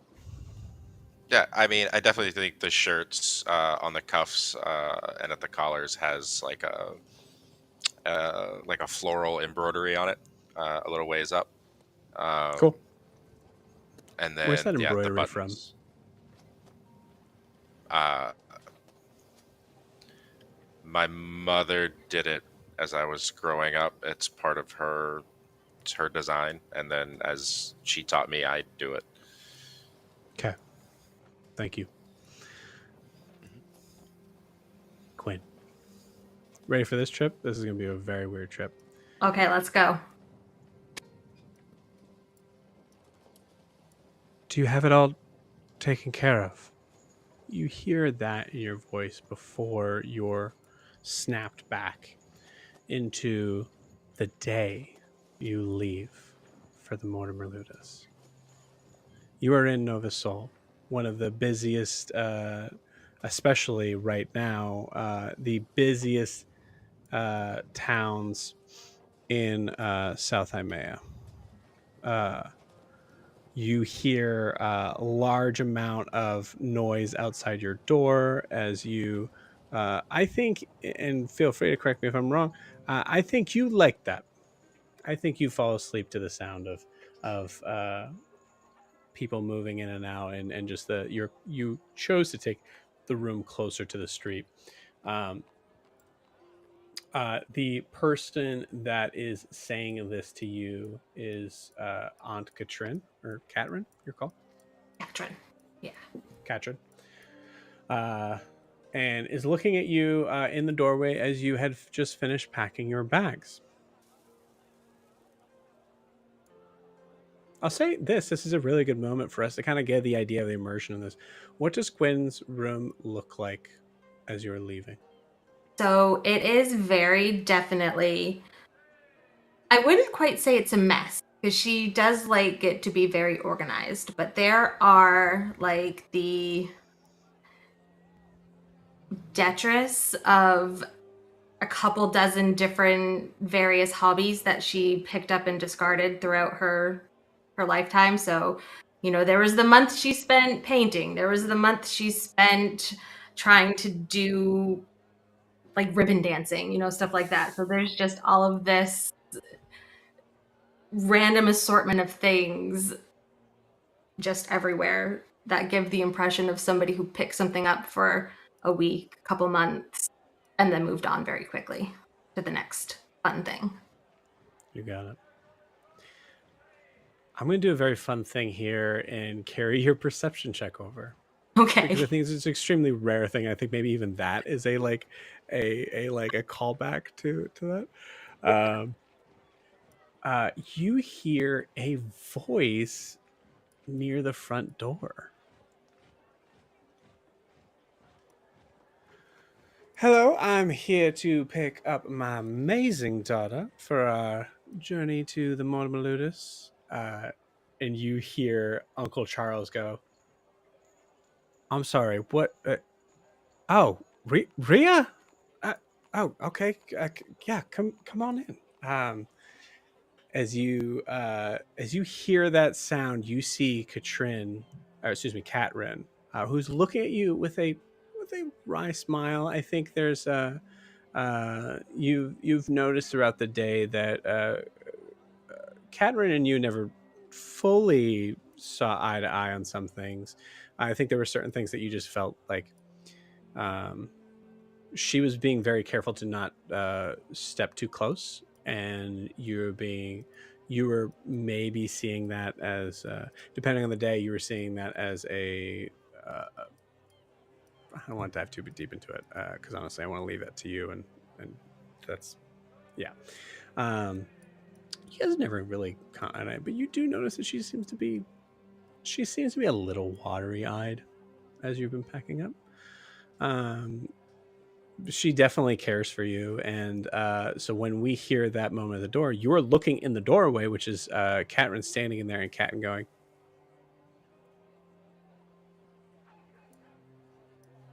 and then rolls her eyes, moves out of the doorway, and you hear after about maybe 5 seconds later, Rhea, hi. We didn't know you were okay. Yeah, do you need us? Okay, yeah, well, all right. And you hear commotion going on. I think down the hallway, maybe even upstairs. I would say, or excuse me, downstairs. I think that there's a ways out from where you are, from where this is. I think Catherine and Uncle Charles are not rich, but I mean, Uncle Charles works for the Gilded Museum, which is a pretty prolific bookstore, or excuse me, library. It's a library. It's a library. Sorry, it's Library, yeah. But yeah. What does Gwen do? So I think, like, as we look at her just before this happened, she looks ready to travel. Her hair's in place, all that stuff. But as she hears the door open and that familiar voice, unintentionally, she starts just making sure everything is in place, because she knows if there's one thing that's not, it will be what's noticed. So, Okay. by the time I think that's done, she's sort of straightened up. She's got her bag, and she is definitely pushing aside some annoyance at the grand entrance, and has a big smile on her face by the time they come face to face. Okay. You round the corner and you see in the dining room / kitchen area, you see your mother sitting at the table. A glass of wine in her hand. It's noon too, somewhere around there, like early afternoon. Yeah. A glass of wine in her hand as she's listening. It's not her wine. It's Uncle Charles and Catherine's wine. Yeah, so I was just saying that I'm it's kind of tricky. Oh, honey. Hi. Hi. Please tell me what Rhea looks like. So if this was just before, she would have her hair at this point cut like pretty short and just sort of casually styled, and it's bright pink. She is wearing not at all appropriate clothing for traveling. She likes a lot of silk, so Okay. she's just is like it that. revealing, or is it just not or is it not temperate appropriate? Both, probably. Both. Got it. Yeah. Got it. And I think she's sporting like a rose tattoo up at the top of her shoulder. Is that new? Yes. Probably not permanent. Oh, not permanent. Got it. Okay. Yeah. Love it. Cool. She seems to be going for a more hip, whatever we want to call hip for times. Last time, I think probably the last time Gwen saw her, it was more fairy tale romancy style. Yes. She's yeah. I love that so much. Okay, cool. So you see Rhea from across the room, and there's a. I'd like you to give me a Constitution saving throw. Oh boy. That's not good. I think it's 4. 4. Yeah. You are currently suffering under the poison condition. As far as any social roles that you're going to be doing, you're going to be with disadvantage. Okay. Perfect. As you feel a sense of, you tell me actually how this sets up in. Is this panic attack? Is this stomach ache? Is this what happens? I think it is a little bit of both. A little bit of, I didn't think she was serious. What is she doing here? Why now? This was supposed to be about me. Now it won't be about me. Just sort of that whole gamut of emotions that kind of make her feel queasy and sick to her stomach. I love that so much. Awesome. I'm gonna actually there's so much fun we could have in this scene right now, but I'm gonna flash forward to that. I will explain the situations that happen. You hear Uncle Charles kind of give you all of the normal warning sort of things. Be careful on the road, especially in North Imea. You're not really sure what's going to be happening through there. You do hear, so from my understanding, you were going to be going under the trial by fire because you said you wanted to. And Rhea puts a hand on your hand and says, oh, no, not for my child. We're going to go straight through. I have a man who can get us there. As you now know, you're going to go straight through the gate and out into Eriscar.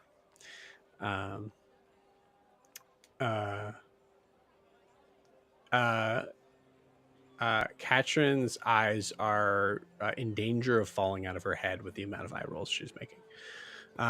Who's the blood relative? Katrin is.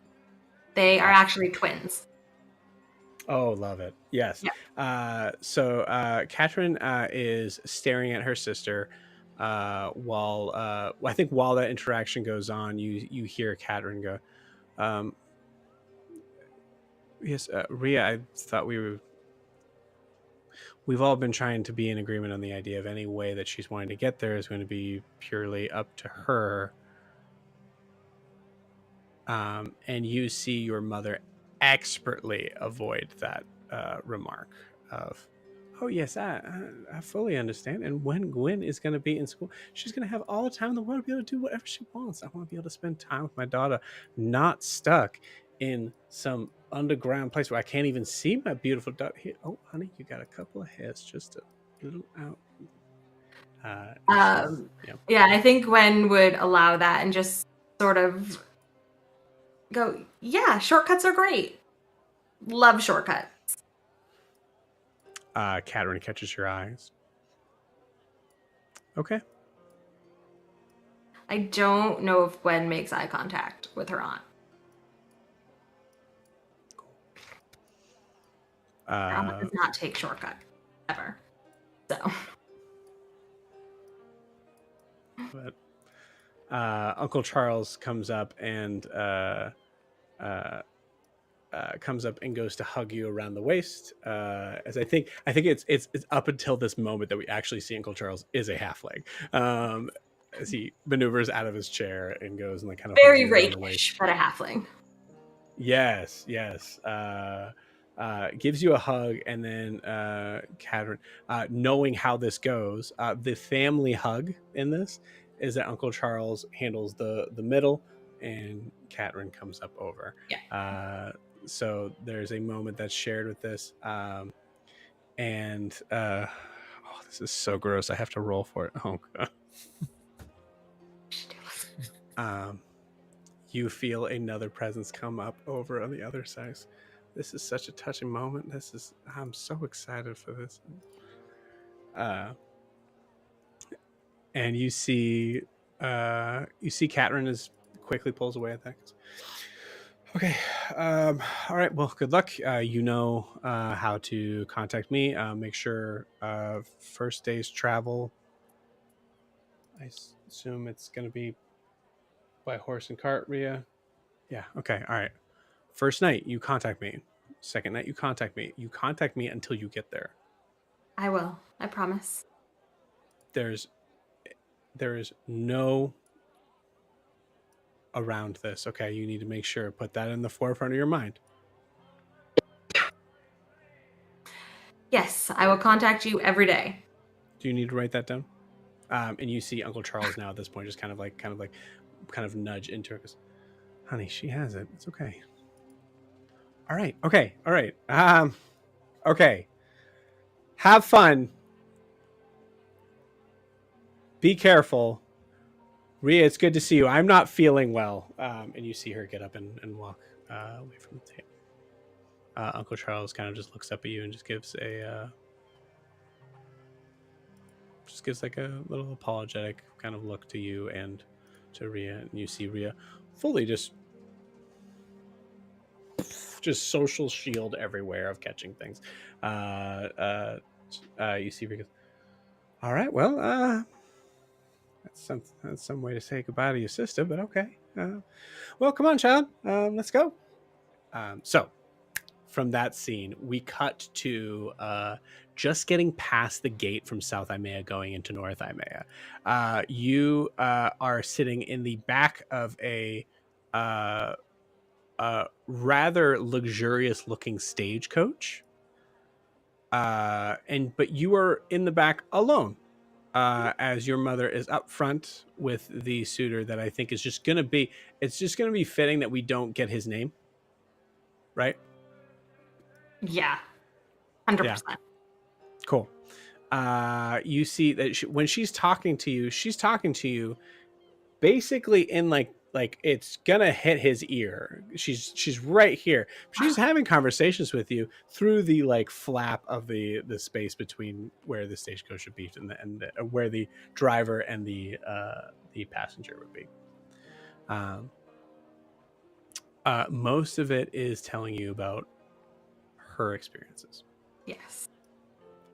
Yep. She tells you that she has been all over South Imea. She tells you that she's visited a place called Brunte for about 10 minutes before turning right back around, and went and hunkered down in Eisenheim for a little bit, and that's where I met Redacted over here. And it's just been, it's been an adventure. So sorry, that was wow. All right. No, I love hearing about all the places you've been. Oh, did you want to hear? I have more stories. I felt like it was maybe a turn for me to kind of pass the buck a little. But if you wanted me to continue, I could. Well, I don't really have a lot of stories like that, so. Not yet, you don't, sugar. Not yet. Not yet. You will. Not yet. And who knows? You might just get lucky enough to get someone as kind and as handsome as I. Redacted. I feel like she probably says a different name each time. He corrects her each time too. Yeah. Awesome. Cool. So we continue on through this. Gwen, is there anything you'd like to do or say during this time? I do think Gwen would try to like give her a little bit of information about her life, talk about her friends and what she's done, but it always comes with a little, oh, that reminds me of this time, and a similar story, but way like more exotic and flashy than what Gwen just told. I'm going to tell you she got a 9 on her perception check, which would be the ability to be able to fully understand what you're saying, take it in, and then respond in kind. So she is, I think you just got done telling a very big story that she is, you're almost 90% sure she didn't hear. Yep, 100%. She heard like 2 pieces and then went off on her own little tangent of her story that's way cooler. There's a certain point, I'm going to roll here just to see how this goes. Okay, good. That makes it a lot easier. There's a certain point where you start to notice the forest itself seems to get a little darker. There's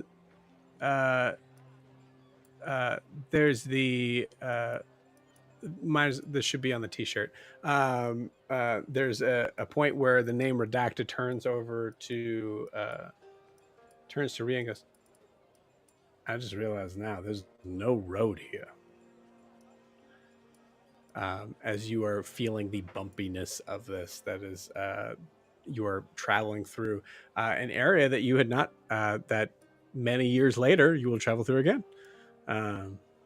Thankfully, nothing too dangerous happens as you finally manage to kind of make out to the clearing, and you see for the first time Ariscar, and more importantly, as it looms over the city itself, the Mortimer Ludus.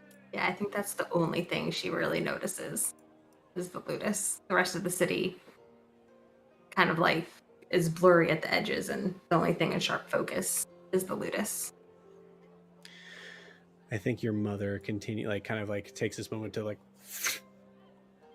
so remember, in a big city, when you just lose what she's saying. It all goes out when you look at the large towers, steeples. You can see there's this very large contraption that is just finished being built in this. It's fairly new. That looks to be essentially like an observation deck with a very large. Is it telescope? Yeah, telescope.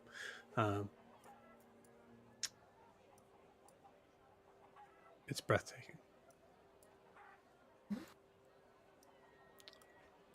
I think she just probably lets her mom's voice just fade away and is just going to focus on that endpoint.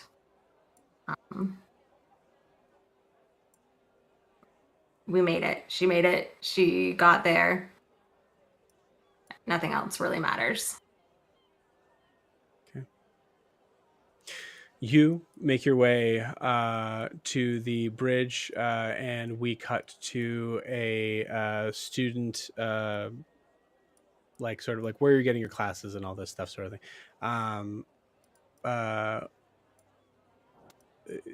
I was going to phrase like a question, but there's no way in my mind that Rhea did not follow you in to be able to be with the younger kids. 100%. Yeah. So she's there. She told the driver, name redacted, to wait outside, and is now just, wow, this place is something, dear. Yeah. It's all I've been thinking of for a long time now. Yeah. A lot of adventures to be had here. Now remember, I know how smart you are and that big, beautiful brain of yours. And she brushes the hair out of your face and kisses your forehead. Just remember, you also want to maintain a level of substance at the school. That sometimes can mean that you give a little to get a little. You know what I'm saying? Yeah. I think I'll be okay. I've always been really good. Sure. I just, yeah, that's not what I'm saying. I know you go with books and things. Trust me, you'll be running circles around everybody around here. I'm sure. Just just make sure that you're a very attractive young lady, and sometimes doors can open for you left or right as long as you just know how to wink and how to walk away. I understand. It's not going to be like Sure that you here, do. Okay. No, I know what you're saying. I'll. You don't have to worry, Mom. Rhea. I know what I'm doing. It's at this moment that you see a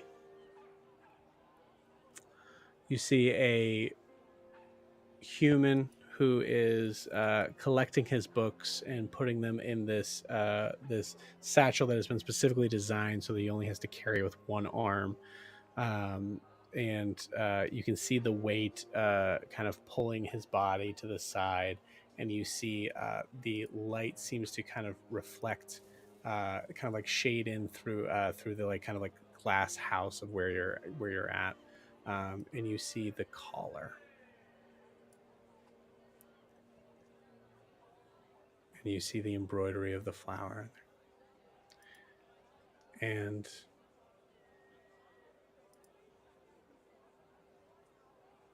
there's a second, I think, when your mom goes, honey, I'd start from the top and work your way down. You know what I'm saying? Just, why don't you just hold on? Who's this over? Hi, hello. And uh, you see Rhea sort of walk off to try to possibly introduce you to someone.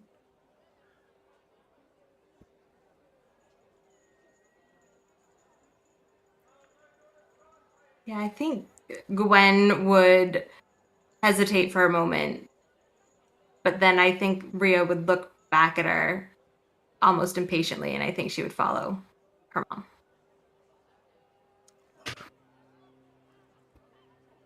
Awesome. With that, we zoom out and we come back to Alastaire.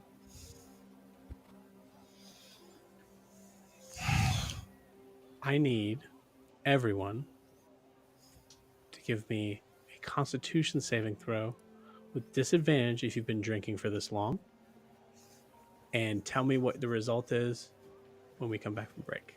We're going to take a 10-minute break. We'll see you guys in a little bit.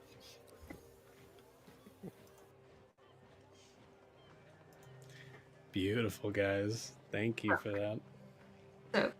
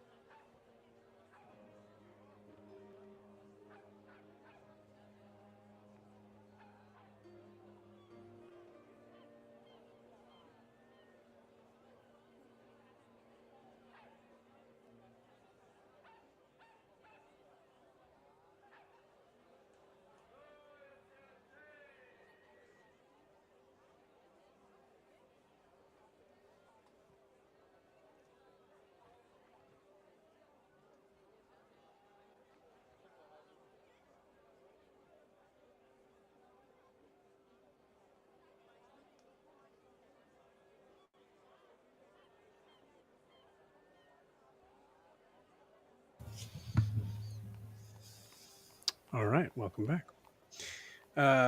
So coming back in, how are we looking, gang, as far as our Constitution saving throws went? 18. Last. 10. 18, nice. 10, cool. 15. Oh, sorry, 15 again. Okay. Quinn? Not a natural 1 or 2. Oh, love it. She D and didn't. She She D and didn't. Sure. Awesome. What did Alastair get? I know Alastair really only had one drink. 18. Call. 18. Okay, great. No. All right, Dan, hold on. Just for your information, Yeah. I rolled a nat 20 for a total of 25. How dare Yeah. No, I wasn't How drinking, dare so I you. guess That makes it's sense. in that lemonade. Feel great. you had Sugar. the first drink, right? I did have. Well, I drank, but then I spit it out. So there was some. Fair enough. There we go. There's the nat 20. Awesome. Cool.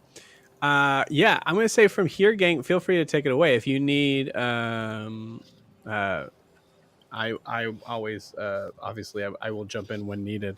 But yeah, let's keep this roleplay going. Just a quick question, Gwen, or Jess. I know we've never met your mom, but have we ever met your aunt? Did she ever come visit you? I feel like if they could have made the trip, they would have around graduation. Maybe like just that one time. Okay, Yeah. perfect. It's a crazy journey to Arascar. Yeah. From Nova Sol. So I'll put the her aunt and uncle's pictures in too, but yeah. just so you know. But yeah, you would have met them. I don't think you would have met her mom. Because he can't see your memory or your thoughts, so in no way related. I think Alastair, I'm gonna reach up, very timidly, kind of with that, like, is this okay? And you keep your hair up with like hairpins. Yeah. And I think do you mind if I'll just kind of pull it out? Yeah. No. Listen, What are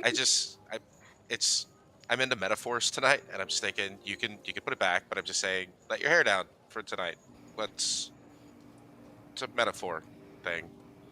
I can give it back. I just No. You know, Gwen, I could teach you how to pick a lock with one of those. She'll Yeah. take out a couple more from her hair and just be like, "Yeah, that sounds fun. Let's pick some locks." Are we gonna do a lock picking session? This would be fun. No, Do we have locks I don't. available to pick? Because I know Nalani's freaking box is impossible. A couple of these crates are probably locked. Yeah. I'm gonna bring Gwen Honestly. over to one of the crates and try to teach her how to pick a lock with bobby pins. You got it. Okay, cool. Ben is not paying attention at all.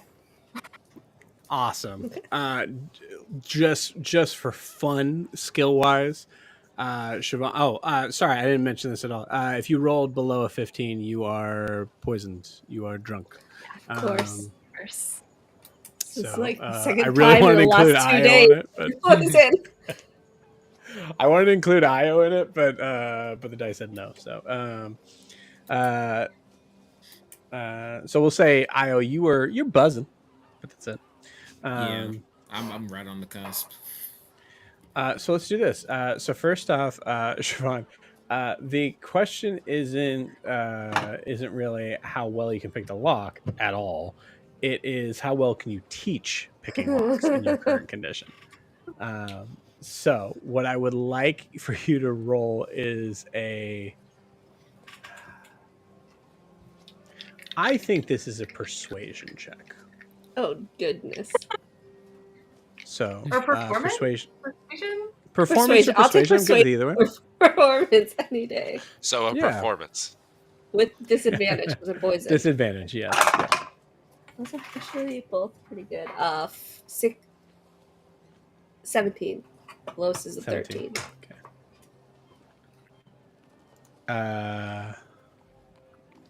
The lowest is 13, so you got a 17. Plus 4. Plus Okay. 4, so it's 17, yeah.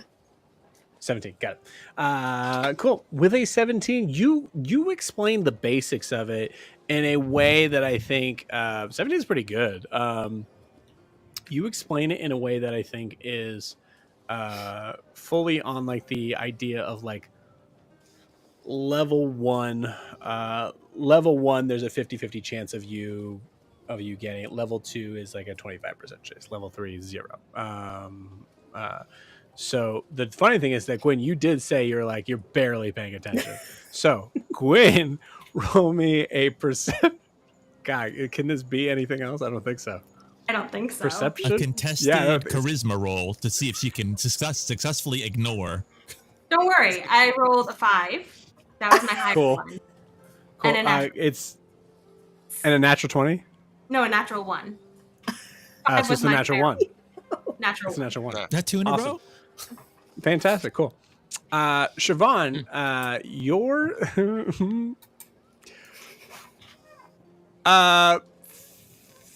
thieves tools. Whose are we using? We're using her Yeah, bobby what? pins because I was teaching her how to do it with bobby pins. Bobby pins. Okay. Okay, great, cool. Bobby pins are definitely broken into the crate. This crate can no longer be opened by that lock. I can pick locks. They're on the far end of the room, right? Like farthest No, away I as you meant, get from like. Yeah. Cool. Just for the record, Siobhan, in your perspective, you have never seen anyone manage to block a lock like this in your life. You've worked with so many rogues as well. Like, there's been so many people that have been like, oh, I got this, get out of the way, and have like broken, everything, broken locks, broken them, broken their thieves' tools, hurt something in their hand. You've never seen anyone make a lock now fully impenetrable by humanoid hands. You say that. It's your first time, and we've had a few drinks, so let's go back to the bar and have some more, right? So what you're saying is I'm the very best at not doing it good. You're the very best beginner I've ever seen. I'm the best at not doing it good. This is your first time. Expertise takes practice. You know this. You are the student. You're the smart one here. You know you just don't get something right away off the bat. Yeah, so dumb that you can't get something like that right off the bat. It's really complicated. I should let you know. It's really complicated. Something I do. I guess we'll have to try again. Yes, when we're sober, after we've had some drinks. Because you look great tonight, and we need to have some more drinks. And Al's being really weird, and I know you guys keep telling me that there's a different Al in him, which I kind of get, but it still freaks me out. This conversation's happening 15 feet away from Alastaire. You saw him. I mean, you were dead a lot, but he was there. I've been dead a lot the last 3 days. But he fought Big Al with you. He was there. There were 2 Als. Was not quite sure what I was seeing in that fight. Yeah, you were pretty out of it, and also Gwen is dead gonna go a couple over to times. Alastaire. Yeah, like you were man, like I didn't know your leg could. I mean, I knew a human leg can be, all the way around like that, but human magic is. Yeah, no, it didn't feel great. Maybe either. too soon. You know what? Hold on. Enough about me. Aya, what the fuck is up with your book? Yeah. What the fuck is up with your book? Guys, you've seen when I walk the little pitter patter of water, right? Yes. But faster, because I This don't know if I thing can is pay a attention. We need more drinks. okay. Okay, this thing's a big sea monster.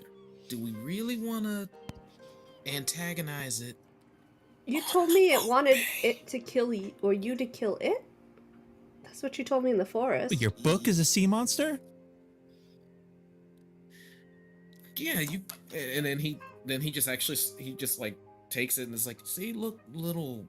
It's got these tentacles. Well, yeah, that's a and picture. It's like There's a difference between a picture and this. I'm sure you know that.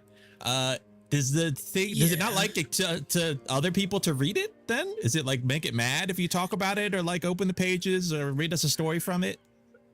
Yuri, give me a perception disadvantage. I'm so Funny. sorry. But You go for it. Yeah. there's Who, something here. Yuri? Perception with disadvantage. Oh my god. I am rolling so good tonight. I rolled a nat 20 and a 19. So even with disadvantage, it's still 21. Nice. 21. Okay, cool. In this way, Evan, it is fully up to you. But what we see from Io is he opens the book, and he hasn't opened it a bit. He opens it up to the and this is your book. This is the tome, right? So you're opening it up and kind of like showing everything, and you see all of a sudden like the words start to kind of like flash blue as he closes it and goes like, see, so look, there's nothing like. That's wait, that was cool. It was like there was like it was like flat. It was coloring. That's a magic book. Does it have what does it do? Does it have like what when you open it? What's inside? Does it have a story or is it like instructions? Is it is it fiction or nonfiction? Oh, y'all don't know anything about that. You not even first read of it? all, it's Siobhan and Alani lock Read eyes is, and just roll their eyes. Io, you have to answer the question honestly, because that's the game. You know that's the game. I am. I mean, read is a really strong word when it comes to this. When you read it, it's like super immersive. Like it's like you're there. Like, I mean, the first time I went, I was drowning. Second time I went, I was drowning at first, but I don't know. I think I can kind of breathe underwater now. Okay, you're just making me want to read it. Yeah. You think And that's I can go into not book gonna 2. I happen. wonder if I can go into that one. I haven't read a new book in a long time. We don't even have any more hey. books. Okay, new game. We all read Io's book. We read the page out loud, one after the other. I mean, I have been The told DM I is have not a prepared for this. great You don't mind narrating giving us voice. the book, right, Io? Not a big deal. I mean, Gwen, remember what happened last time I gave you the book? Oh yeah, it fucked me up. Oh yeah. It really doesn't like y'all. It's a mean I book. like y'all. What? I struggle to But- believe the book has opinions on us. No, this Io. book has opinions. The book No. wants to die, right? That's what you told me, Io. The book wants to die. I think the book So is tried to the- take my brain or something. Yes. Is the book separate from the sea here's the monster, thing. or are they the same? I don't know. You're the The smart sea one. You tell me. monster- I have an unreliable narrator. Here's my current working theory. My current working theory is the Great Other. That's what I call. I actually don't know what its pronouns are. Definitely The great sounds like other a is he. the pronoun. That's so cumbersome, though. Well, I call them the GGO. Geo for short. Yeah. And I think they somehow had someone write the book, because I mean, how the hell is a fish monster gonna write a book?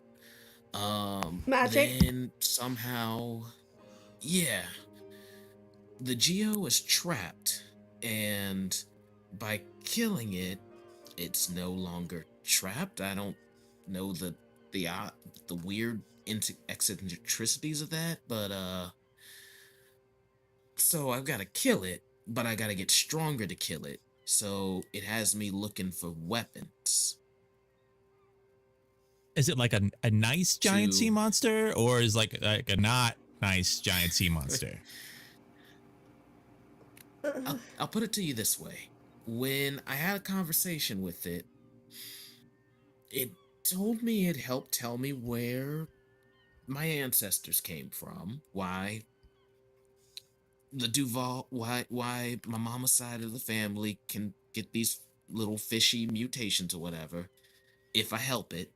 But also, if I didn't help it, it opened its big old ugly maw full of razor sharp teeth. So That's very rude. yeah, it's a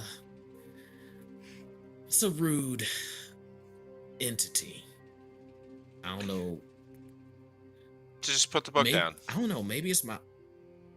Well, I mean, I don't go that far. I mean, if we follow this path, it sounds like we get to kill a god, and that's pretty good as far as like, you know, narrative. It would go well in our poem. What if it's? A But god. what if it's family? Isn't that kind of like a cardinal sin or something? Like, I mean, what if I'm killing my Another great Sorry, I auntie? for a minute. I think you have to be What? part of a specific religion to have sins. And it's only in that, with that god. The gods all set different rules, so it really depends who you decide to follow, or not follow anybody, and then you don't Yeah, have because any Mask rules. hasn't said anything about rules like that. Wait, Mask? Wait, Eating who lots the fuck the is Mask? Wait, Or like- wait. Oh, You go. mask. Yeah, hold on. Sorry, everyone. I just real quick pin. Io, quick piece of advice. Next time you talk to the GO, ask a few more questions. Mask? Yeah, the one who's given me these like powers I've gotten the last couple days. So you is a holy woman now. So if you... Mask is the patron god of thieves. You've Oh. never heard of him? I mean, I guess not. You're of a different class. I mean, we've heard fables and whatnot. I didn't. So you're like a thief nun now? I And definitely wouldn't go that far. how did that happen? Thief, monk, thunk. What did you have to give them? You've seen my house. What class do you think I'm a part of? You grew up in a house. Definitely not my class. There. And honestly, y'all's house is quaint, but I mean, it's not exactly It's a shack house with a now. mom and dad and like. Yes. Bacon To me, that's cookies. upper class, Alastaire. I don't understand your guys' system. Back home, it's just height. Yuri, I don't understand. If you're tall, then you're higher up, which makes sense. If you're The shorter biggest than is- that, the then you're biggest is not the as best. high. That is a much better class system. Except class systems in general are But- just stupid. Yeah. I mean, it wasn't great for me. But you can change I size. don't think Gwen so meant that. how did Yuri. you fit I'm in? sorry. I couldn't do that the whole time, and really, if I wanted to fit in and have them see me as me, I had about 3 minutes. 3 minutes a day. And then when I lived with the cloud giants, the sky Jotun, they taught me the other one that I use sometimes to get even bigger, or I can actually make things smaller, though I don't tend to do that. That's kind of gross. But I didn't have that one at the time. So they taught something about living there, and some of the things that they taught me let me get to the bigger size, the larger size. But it was about, I could be with them normally about 3 minutes a day. So it wasn't quite there. And even then, I was still probably one of the shortest people there, just not quite as short. So Shiv just taught Gwen how to lockpick. Can you I, teach us how to get? it is a multi-day course. She has had day 1 and we are not quite Siobhan sober. taught Gwen how to I think we cut to a very quick scene of like going back to where Gwen walks away from the lockpicking exercise, and Siobhan like fully tries to like just like there's like a couple quick like and then just continues to kind of follow along as that is stuck in there. Fucking it up. I love it. So, can you teach us how to grow and shrink, little man, or Maybe. not quite teacher level yet? I could tell you about it, but it's weird, and for me it has more to do with like I think a little bit about what the Skyutin did was bring something out of me, and that's kind of why they sent me there, because I had, you know, from the wilds, there's magic there, and so there's a sort of inside me magic, and they kind of helped me to figure that out. So I don't know if I can really show that to anybody else. I mean, I guess there's you know, maybe Siobhan could learn it. I don't know how that works if anybody from the Feywilds or who's not from the Feywilds, but you know, Fey could learn. The answer is probably no, I think. I don't know a lot about the Fae, honestly. Everything I really know, I've kind of learned from you guys in this group. I know that changelings exist. I've heard of the Feywilds and never really associated my kind with the Fae. I don't know. I mean, I guess what you're saying is I am Fae, which is an abstract concept I to mean, me. yeah. It's like, what is a Fae? But Well, I mean, it's kind of like me and Io. We have stuff that, I don't know, comes from being tieflings. but you have a book too, don't you? Yeah. Yes. Yeah, is that like a tiefling thing that you guys just have books you worship? No. Because like the I tieflings worship I knew, Frida. all the tieflings I knew before didn't have this thing going on. So I'm just curious if it's like upper class tieflings worship books. Am I upper class? Yes. I feel like Gwen is like out for the next like 2 minutes as she's like contemplating that. Reading her existence. Wait, Shiv, where exactly were you from before what set you on this journey currently? What city was it again? Well, how far back are we going? I mean, I've mentioned Hadrian a few times. He's in Dair's Wharf with the gang, apparently the biggest gang in Dair's Wharf now. He started out, I doubt it's what it began with, but he started out trying to make a place where tieflings can prove themselves. There were only 2 non-tieflings in that gang. Like I said, I've known a few tieflings in my day. None quite like you guys, but I think you'd find some of my old friends a little interesting as well. But is that what you mean, or do you mean like further back? Nope. Who's the other one? Further back, because yeah, that's actually a good question. But What do you mean the other one? Further back, because You said there were 2 non-tieflings. Yourself. Who was the other one? She was like the face of the organization, the one who went around and sold it. She was this prudish high elf, a bit of a bard, could spin a tale. To answer your question though, Io, before Dair's Wharf, I was in the Little Nest orphanage. Little Nest. You know, actually, I'm from a little village not too far from Little Nest. So, I mean, don't really remember too many trips there, other than when Dad had to make the odd delivery of a book someone would procure. He owned a little shop.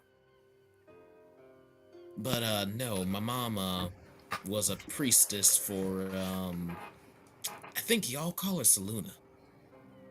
I So, no, we wouldn't don't know. worship I you. was born in Little. Well, I mean, I don't know where I was born. I remember my first memories are before the Little Nest Orphanage. I think it was like 3 or so. But we ran away by the time we were 6, 7. I don't know. I don't have a birth date. We just made one up. Because that orphanage was horrible, and being a adventuring kid sounded more appetizing, so we stowed away on a ship to Dair's Wharf. So really, I only remember about 3 years of my time at Little Nest, and even then that's vague and not pleasant. Well, I apologize for bringing up another painful memory. It's a couple decades ago. It doesn't really matter, does it? Yeah, fair. Although,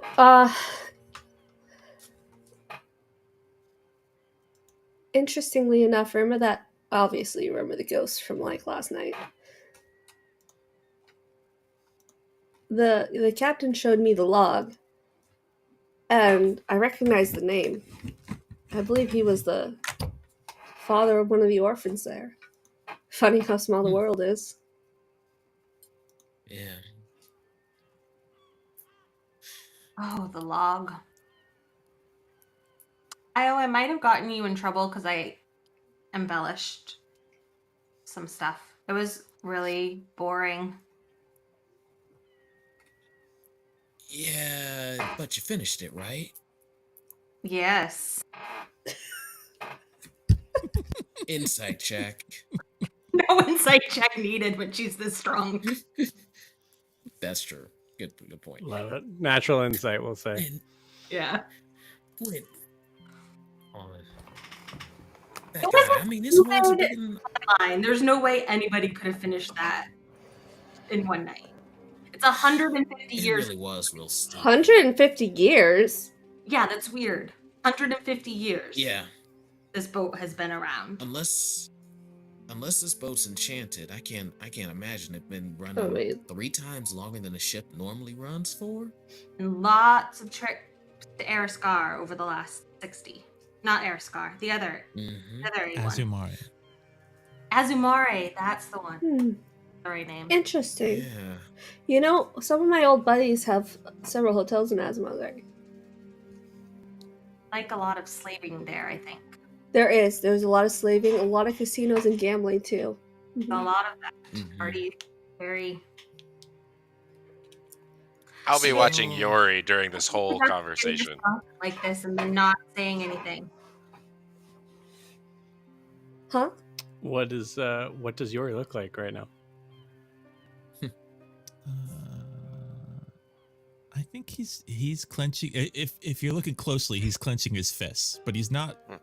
He's kind of just trying to be polite and not, ruin the moment. He wants to not be a downer to everybody. So, but if you're looking at him and kind of have that perception, then yeah, his fists are kind of like clenching a little bit.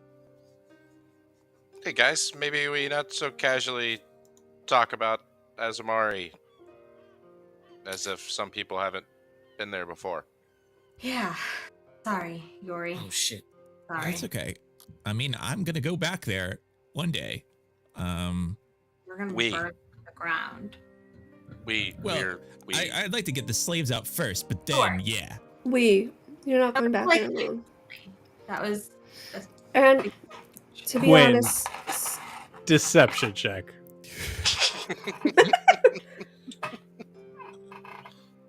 Oh, she's 16. With 8 + 8. disadvantage, you're drunk. Yeah, I rolled an 8 and 11, and I have a +8. Oh wow, yeah. Absolutely. Yep. Cool. Never You mind. liar.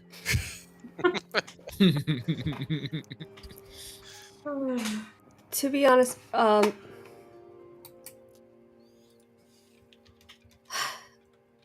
if this motivates you at all against Hadrian, one of the gangs he's taken over is a major slaving gang that operates Azumari Marakpa. So if we're going to take him down, maybe we'll be able to free the slaves along the way.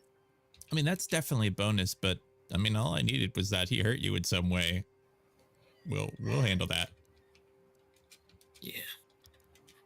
Plus, we might get to crash a wedding. That'd be awesome. I've never been to a wedding before, or at least not a wedding that's for not a human wedding.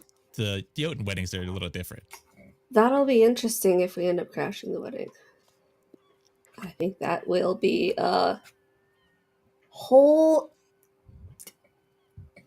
I can definitely wait until we get to Dair's Wharf. I could wait another 10 years if that's something that we could do. But we can't because we need to figure out if he has a connection to my daughter, and we need resources to get to the freaking Feywilds, apparently. And to take on Emure. Yeah. And maybe, well, I mean, it wasn't Emure that had Maeve, it was that other thing. Also, I Emure's have first. I have a spell list to get us to the Feywild. We just need the resources, right. That's why I said there was another thing. The Dair's Wharf is a great resource pool. So, sometimes in stories, there's like the bad guy, but then there's another bad guy. And if you go to the other one, you can kind of like make them fight each other. And like, so maybe there's somebody, what's this? Yeah, Snorri. A bad guy to turn against Emure and Emure? What about Tal? Or if maybe they don't like, I mean, power attracts this power. This guy seems pretty focused on this plane, though. Yeah. Well, and mongooses. Wombats. Wombats. Totally different thing. Totally different thing. It's a weird thing to name. Weird correlation. I don't know why put those two together. Why indeed? Hey, camera. Why indeed? Why? But yeah, well,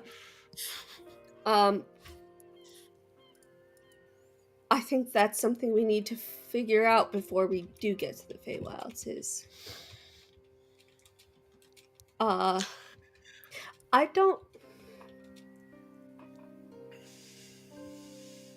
really wish you guys had access to your libraries and stuff, because you're...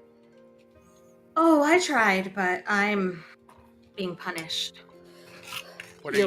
What are you? What? I'm not allowed to look at that yet. Wait. I keep up my end of the deal. So you've been in contact with the Ludi, or are you talking about your book friend? My librarian. That's right, you get a library in yours. Yes. That seems a lot better than drowning. You should see if you could switch books. They're not letting you look at what? You probably couldn't mind that, but I would like to see if I could. What are you looking up? What do you need information on? No, I found one time I was in there, I saw a book that I think would help. The last time I went back, it was not available to me. What did you do? Yeah. I answered a letter.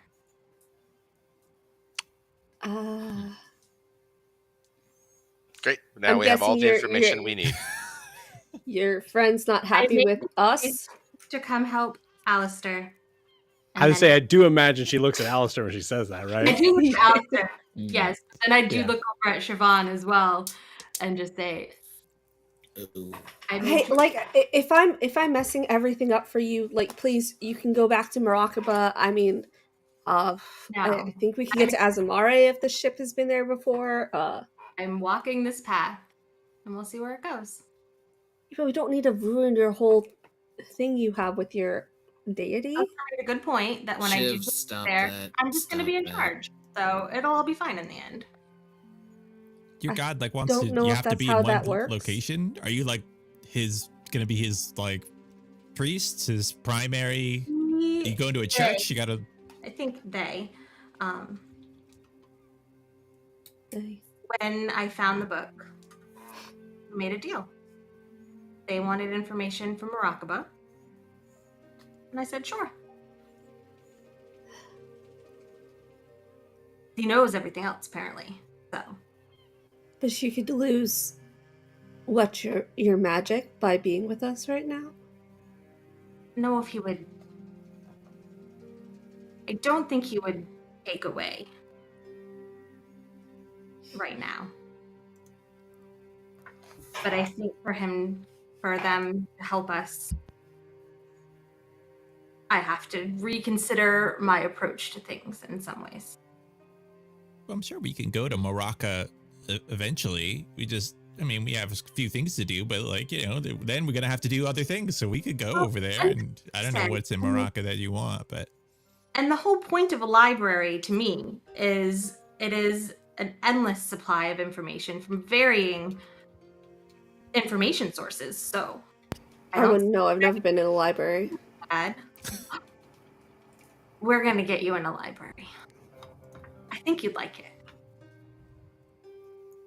I've only read like a couple books, to be honest.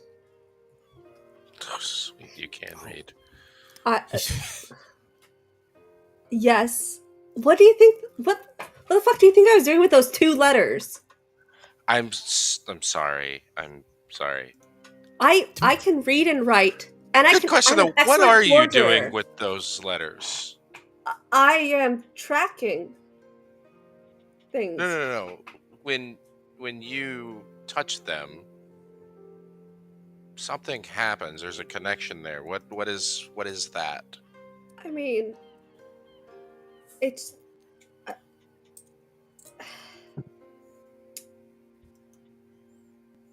You did it with me as well. Yeah, does anybody have anything like that I would know is significantly emotionally important to them on their body, other than their like patron books? Oh, yeah, give me an insight check. I have I'm my gonna say puzzle straight roll. box. Oh, I was sorry. Oops. Didn't mean to just say that out loud. Oh, that's a natural 20 and a 19. We are Jesus, guys. So 25. I rolled a 4 and a 2 and a 1. We need to get into initiative right now. Okay, cool.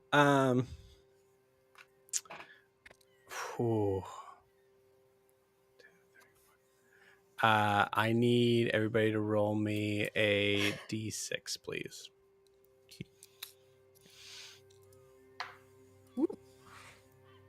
Six. Also 6. Oh no.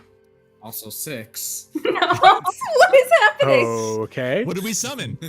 No, actually, you know what? Okay. I'm gonna say It is Friday the 13th. What do we summon? 666. You know Yes, what? and yes, and Joe. Dan. Yes, and This is such a cursed episode. yes, and Joe. oh my god, yes, and coming up. I my God. fucking like all right, we're still streaming. Gwen, you know what it is, and Kiki, you know what it is. You feel something in Gwen's. I feel like Gwen probably kept the letter on her body. Yes. Correct me if I'm wrong. It would be tucked in a pouch, probably. Cool. What did you roll, Gwen? With the D6? Yeah. A 6. We all rolled. You did? Yes. Oh, everyone Oh. rolled a 6? Wow. Oh. So Everyone bad, roll that's bad. again, I guess. Okay. No. Amazing. Done with it. Holy shit. Well, I mean, 4 d6s were 4 6s were good. We're fine. All right, good. All right. That's true. So there's a 3, 2, 6. 6. I'm gonna do so bad in the next battle. So bad. Dan? Oh, my new roll is a 4. Yeah. Okay. So like I was saying, you tell me, I need you to give me, in the realms of this being like equal to a detect thoughts. Yep. I need you to give me surface level emotions Connected to the letter. connected to the letter. Connected specifically to the letter. Yes. There's a lot of distrust, a lot of resignation, and buried underneath all of that, but still service level hope. Okay. Siobhan, you feel that. In the same idea of the level of detect thoughts, you can probe deeper, and there is no DC. You would automatically succeed. It's your call. She's gonna probe deeper, but as she is, she's gonna move towards Gwen and be like, Alastaire, I'll show you. And then she's like, Gwen, can I do something real quick? Okay. Yeah. She's gonna probe deeper as she like grabs Gwen and kind of feels and finds a letter and pulls it out slowly. Okay. But she is probing deeper. Gwen, there's a certain level of you. There's a certain level because so these were just to kind of see like the feelings of emotions. So you're gonna get those emotion tethers no matter what. Gwen, I ask you this as someone who is the most go with the flow person on this boat, probably. Do you let her grab that letter?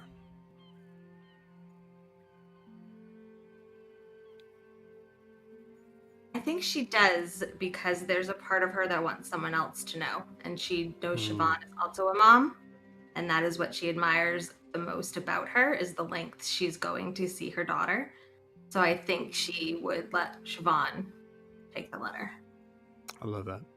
I think there's probably, if I may, I think there's probably a second of hesitation as Gwen says, yeah, and then you go right for the thing that she didn't realize you could see. Gwen, give me the deeper emotions. I think as you go for the letter and you go deeper, the first thing I think you're going to see is a very young Gwen, maybe 4, like probably not a lot older than Maeve. This is one of her first like formative memories of her mom, is going to look for her in a very crowded pub, and her mom looking at her saying, oh good, I needed more time, and just shoving her up on the stage to be the opening act of whatever was happening, and just having to perform. So a bunch of people. Remember, she only sees emotion. She only feels emotion. So from that brief I think there's stuff that's going on here. First off, nat 1 on your drunkenness roll. Yeah. So, and this is a deep seated emotion. Yeah. And you are a deeply magical person. Yeah. So I do think you get this image a little bit. Maybe just flashes of it, even, because it's something that is so deeply connected to these emotions for Gwen that she's probably projecting them a little bit to you. Awesome. And then just connected with it is this very deep-seated, I have to do this or she's not going to like me.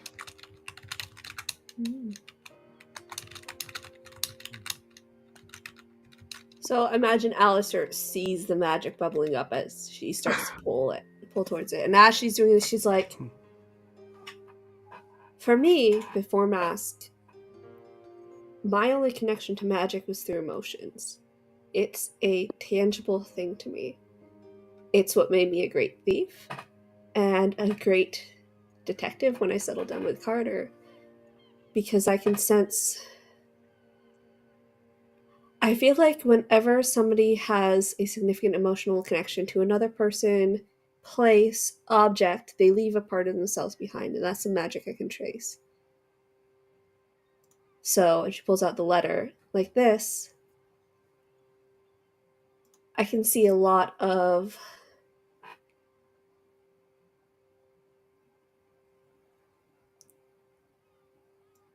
let's say a difficult relationship with this person, to say the least.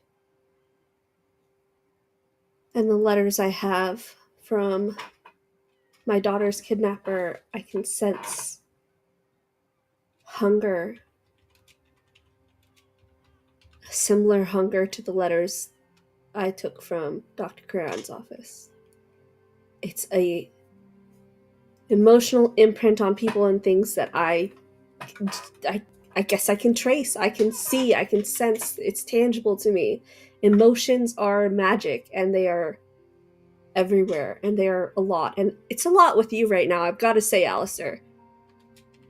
That almost made me sick when you hit me earlier with that. And I think that's good. I think feeling things is necessary. She's gonna like slowly put the letter back into Gwen's jacket. But that's what I do, I guess. It's what I've always done. It's made it Perception check, Alastaire.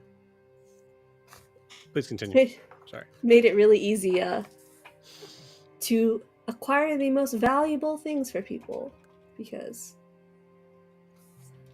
greed is a very easy emotion to sense, I should say. 21. And while you're figuring that out, I'll look at you and go, that has to be extremely difficult. And I will very quickly put my father's tools into your hand and let go so that you're just holding the tool. Mm. And you will get nothing but good vibes. They are pleasant, happy thoughts. They are impactful and important to him, and are all happy. She's gonna reach out and take Alastaire's hand and try to sense what he's feeling, not the tools.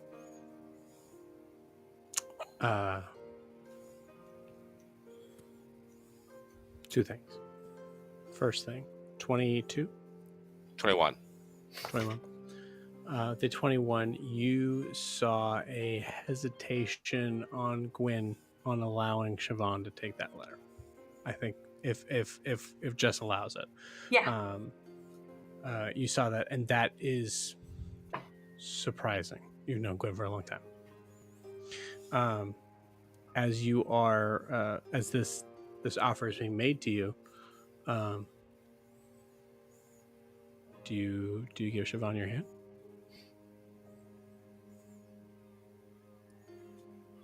I don't think I offer it, but I won't pull it away. I think if she reaches for it, I'm not gonna meet your hand. Okay. Your call, Siobhan. Yeah, she's going for it. Because as soon as she gets hit with a good vibe, she's like, he's trying to hide something. Nobody's happy. Not in her world. Yeah. Okay. So funny thing is that I think you're rolling on a different Alastaire. Mm-hmm. So if you would like to expend a spell slot, I will allow you to roll with advantage. Yeah. So it's a straight roll because I'm poisoned? No. It would be, you normally have advantage. But because of the poison condition, it would be disadvantage, so they cancel each other out. I'm allowing you to surpass that by rolling with advantage if you're using a spell slot. No one go down because I'm taking one of our healing slots away. It's fine. I'm sure we won't have to fight anything. No, absolutely not. Not this drunk. Hold on, I gotta turn something on over here. Hold on one second. So it's a 19 and a 17 for a 25 again.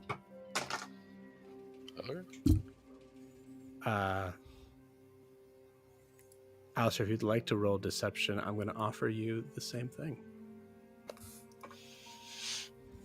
You can roll with advantage if you want to spend a spell slot. I will not be rolling with advantage. Okay. That is a 16. That's a fail.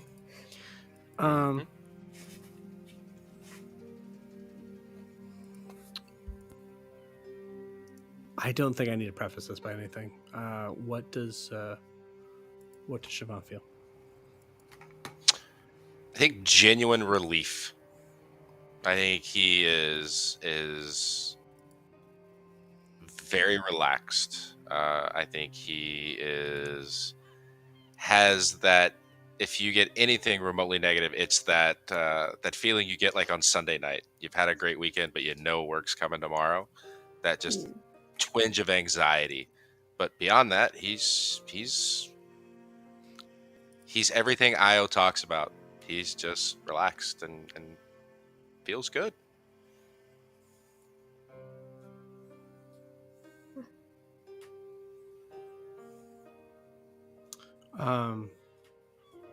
Siobhan.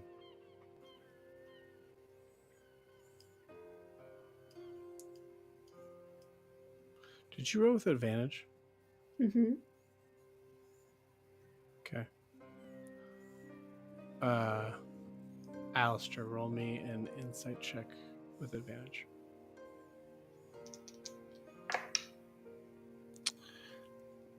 There it is. That's a 10. Okay.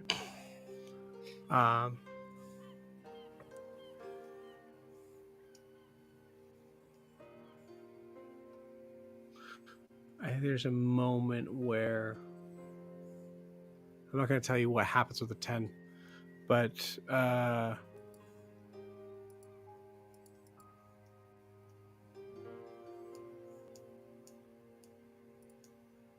like you to tell me if you were receiving a sending spell from your other Alastaire, what would it be saying?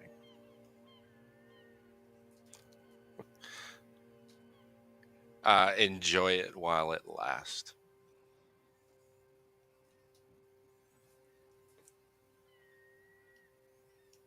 Okay.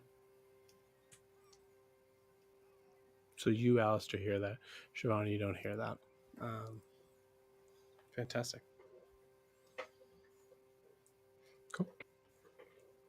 I think she'd pull away and kind of like give Gwen a sideways glance, kind of like, I'm not going to say anything if you don't want to, but I do know there's more there. But she's going to give Gwen the opportunity to speak up if she wanted to talk to somebody about that. Because she felt all the emotions connected to it, but she's not going to go out and like spill the beans. She didn't roll a natural one on her Constitution saving throw. Gotcha.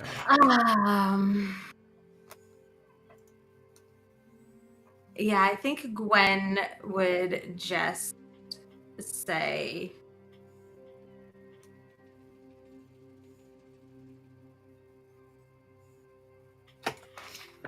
moms are complicated, but the good ones,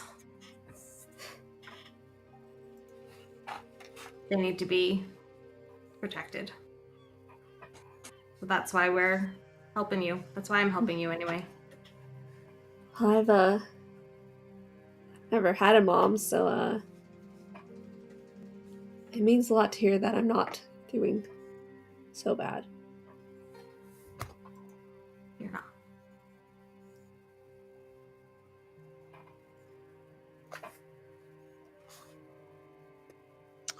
What's Io doing in this moment? I think he's been just sitting back listening to everybody. He's kind of one of these.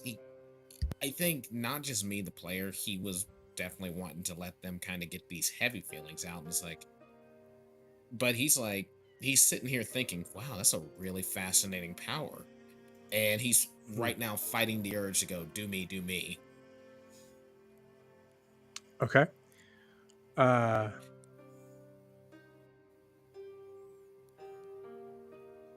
Okay. I love that. Cool. I was just gonna say one more thing. Probably to also, I don't know, push things in any kind of direction. He's while he's thinking these things out loud, he's fiddling with his puzzle box too. That's all I was gonna add.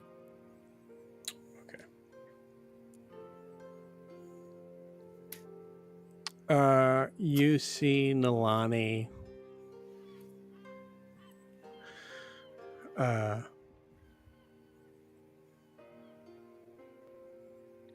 I think you see Nalani look over at you.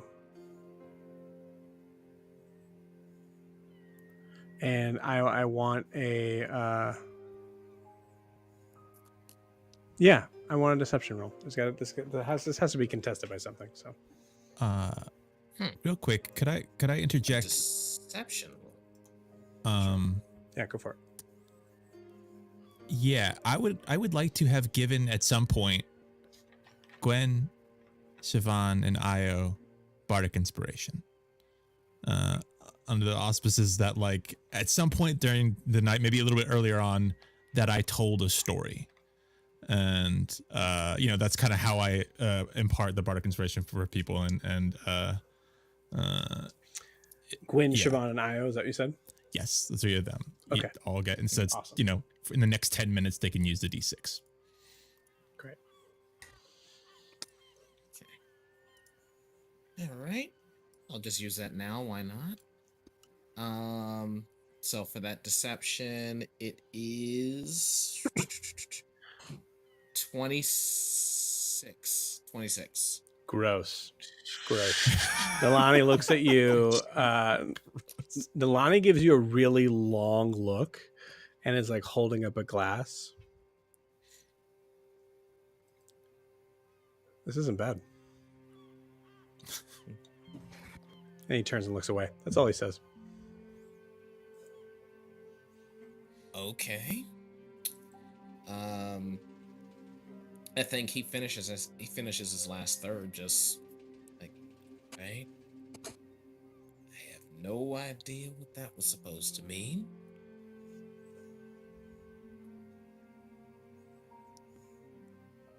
So, wait a second.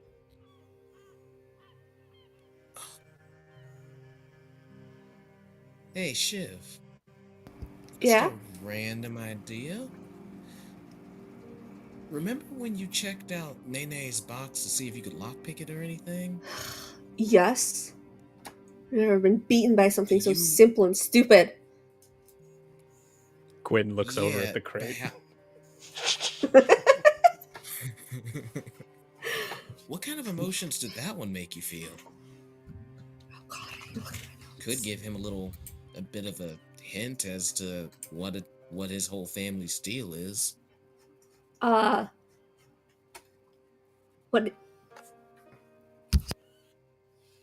I just breathed and spit 1 second. I think at this moment, like, Delani looks. What do you mean, Probably just family? You She didn't tell me probably anything just got about your what family. What? I don't know anything about my family. I'm trying to find it out. Isn't that how you got the box though? Like, wasn't it like a family heirloom or something like that? I don't know. We didn't talk too much Is there about it. water around Io's feet right now? Yes. Always. Always. Always great. I'm sorry, this is awkward. Alistaire's. I want to walk over and just kind of lean over and dip a finger into the water. And is it salt Oh. water? That's feet water, Oh. Alastair. Okay, I found it. I've done so many things that have been like, yeah, absolutely, that's got to be dangerous. Go ahead and give it a saving throw. Nothing on that. Yeah, full salt water. Is it? Do you know if it's salt water because we're on the ocean, or will it always be salt water? I'm sorry. I'm sorry. I've been meaning to ask, and Honestly, at this point, I don't know. That's the reason why I would actually love to tell you all about this book more, but while we're on this thing's home turf and it can do weird shit, I don't want to. Probably best not I to mean, talk about I the just have- Hulu's I've- at night.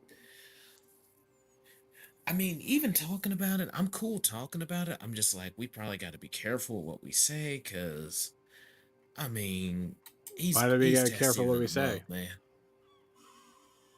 yeah, are you? Milani, by the way, to answer that question about your box, that box has some fucked up shit attached to it. Just like his book. Which also gave some weird vibes. Your box, greed. Thirst for power. His For book. me? Recurring. Yeah, your box. And his book's got a whole ordeal connected to that one too. I So can wait, sense is the it emotion associated with to it. me? I don't know. It's a heavy sense of greed and a thirst for power. So I don't know whatever's going on with that. Whoever wants it is going to keep trying to hunt you down. By the way, Do I if we're not being hunted by looks enough over at people- Io? Yeah, looks over at Io and goes, "Do I have a thirst for power?"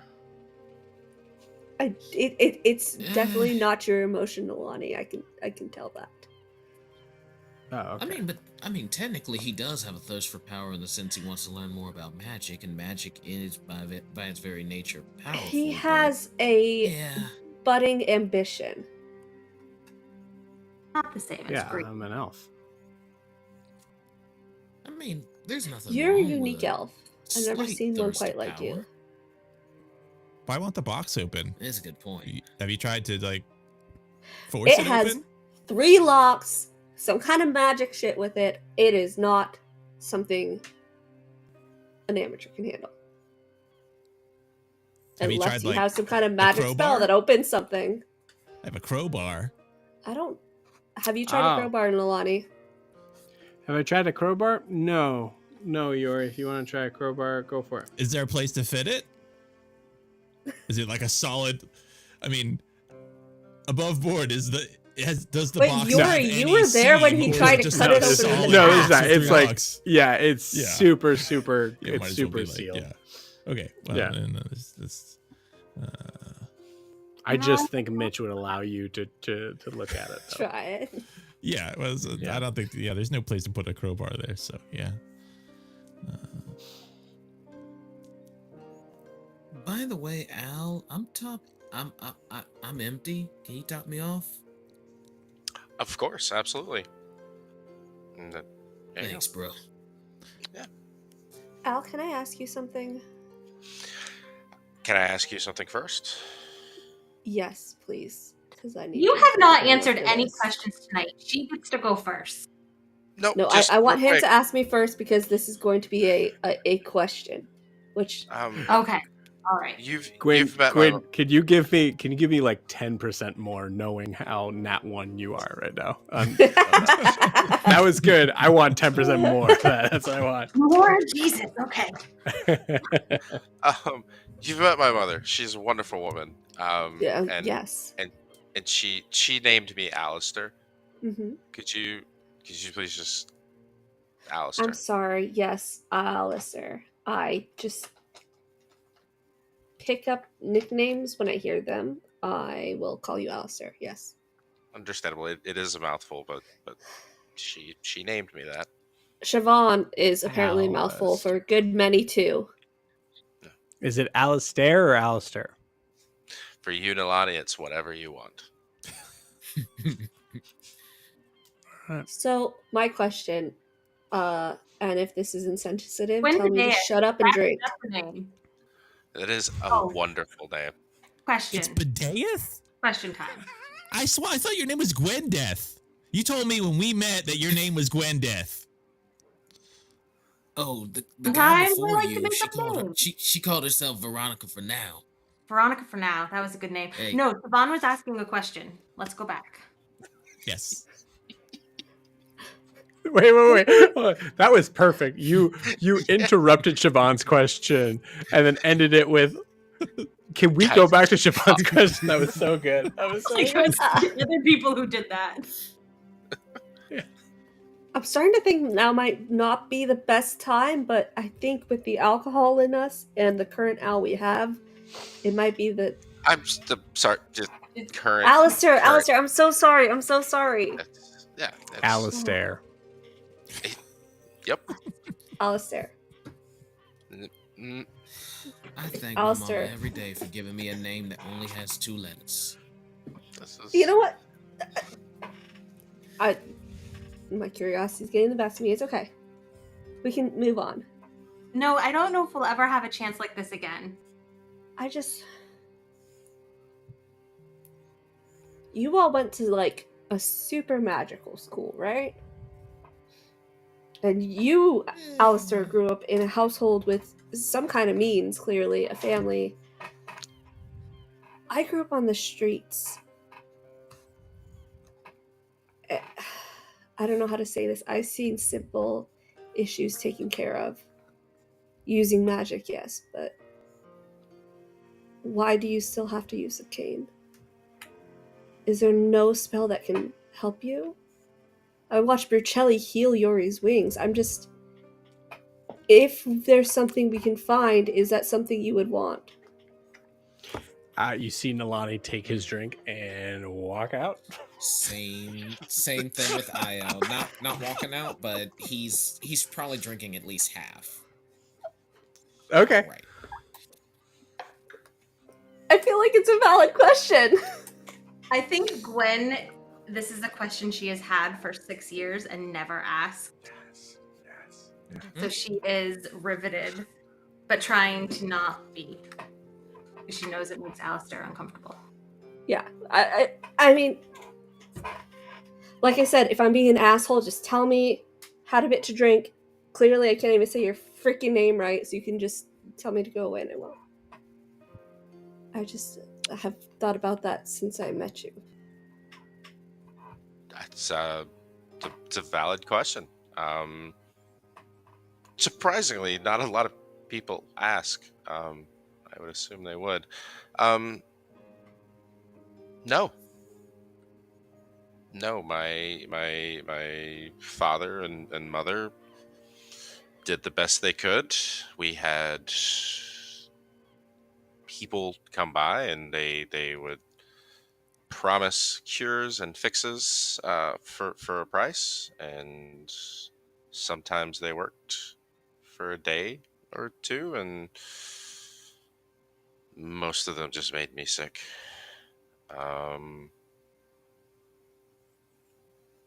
My dad got a job at the Ludus. I know you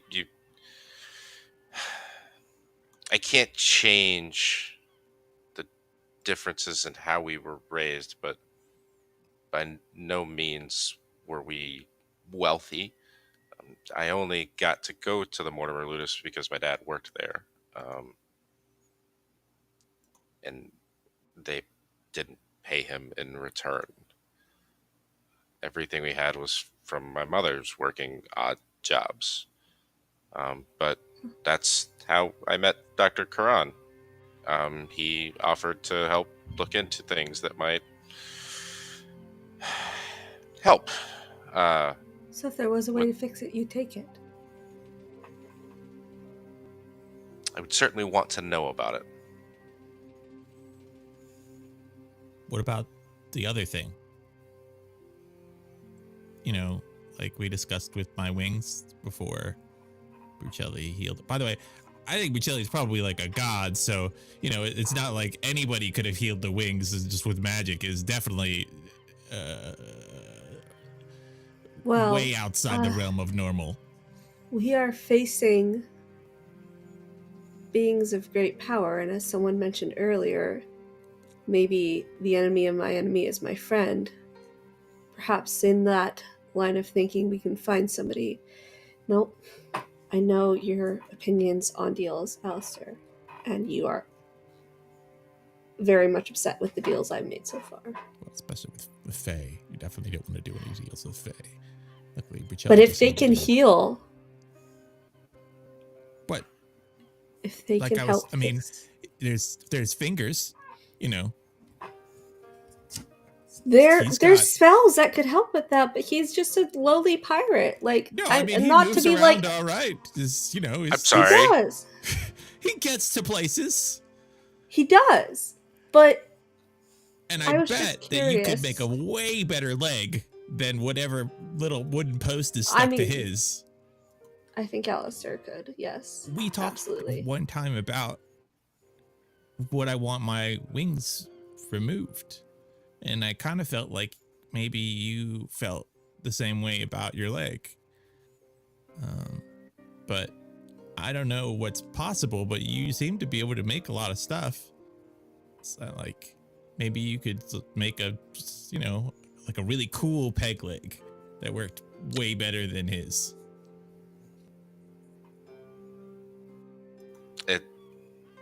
It is a possibility. I guess. I mean, same. I don't So- think I would have been able to go through with someone taking my wings off, even when they were the way they were. So I understand it's it's a leg. You don't want someone to just take it away.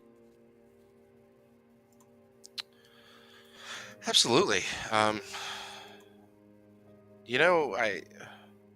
really was hoping that we could enjoy this evening. I'm Feel like- I'm sorry. We can get back onto the enjoyment track and talk about how great Gwen looks tonight. Gwen is attempting to put tiny little braids in Alastaire's hair if he lets. Honestly, yeah. I Mostly think she I'll let wants you. to give him a hug, but Awesome. she's not sure if he would accept it right now, so she's showing affection through braids. Can I get a refill? Something about, I don't know what's in this lemonade, but I feel great. Can I get another?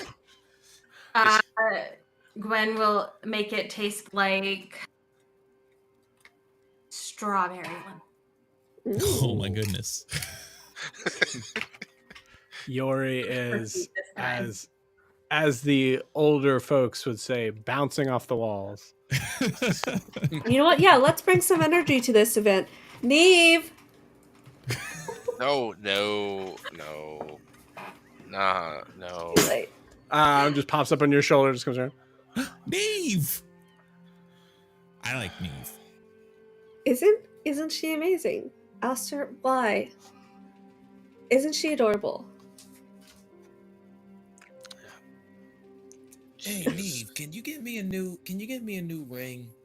I'm still missing the one you threw in the ocean. A ring? She threw what? I thought Yeah, she the just little threw that rings on the- thingy in the ocean. I'm sorry, what thing? Yeah, she Did- threw that. The thingy. She Navigation crawls tool. on the ground very quickly.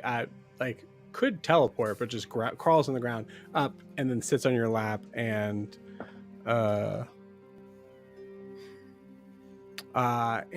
just sits there and looks at you in the almost like ferret style of sitting straight up and just staring right up at you.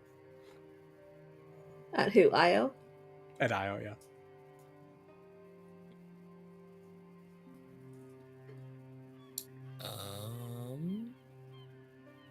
I cast Enlarge on Neve. Oh shit!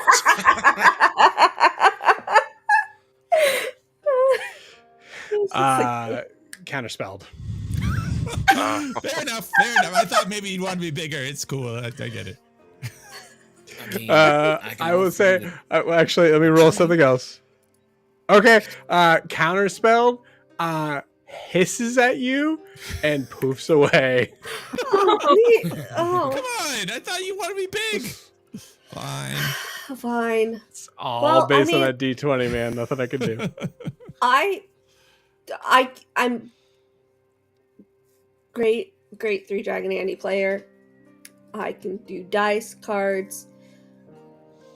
If we want to get a game going, we can definitely do that. Or, party tricks I'm not great on, except for you seem to be interested in my magic. Never thought of that as a party trick before.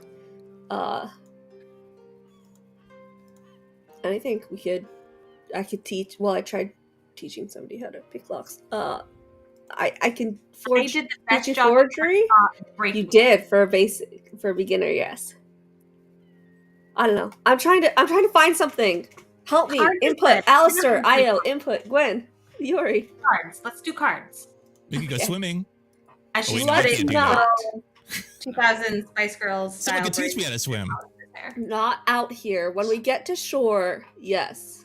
Oh, yeah. All right. That makes sense. Maybe Um, a little you pool. see, I think.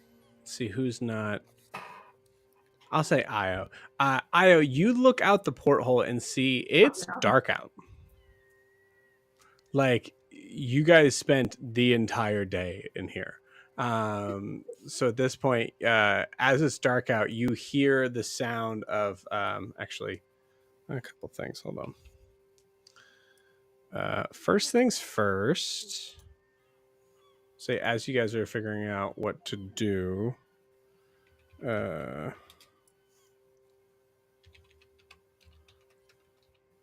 you see Gruff come in.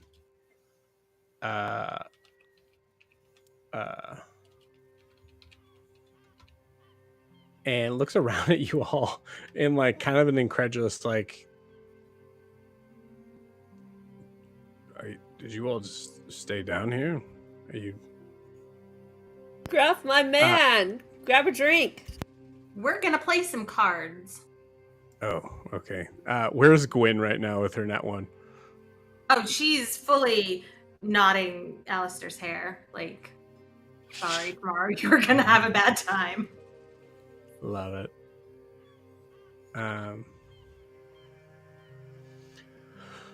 Whoa. Okay.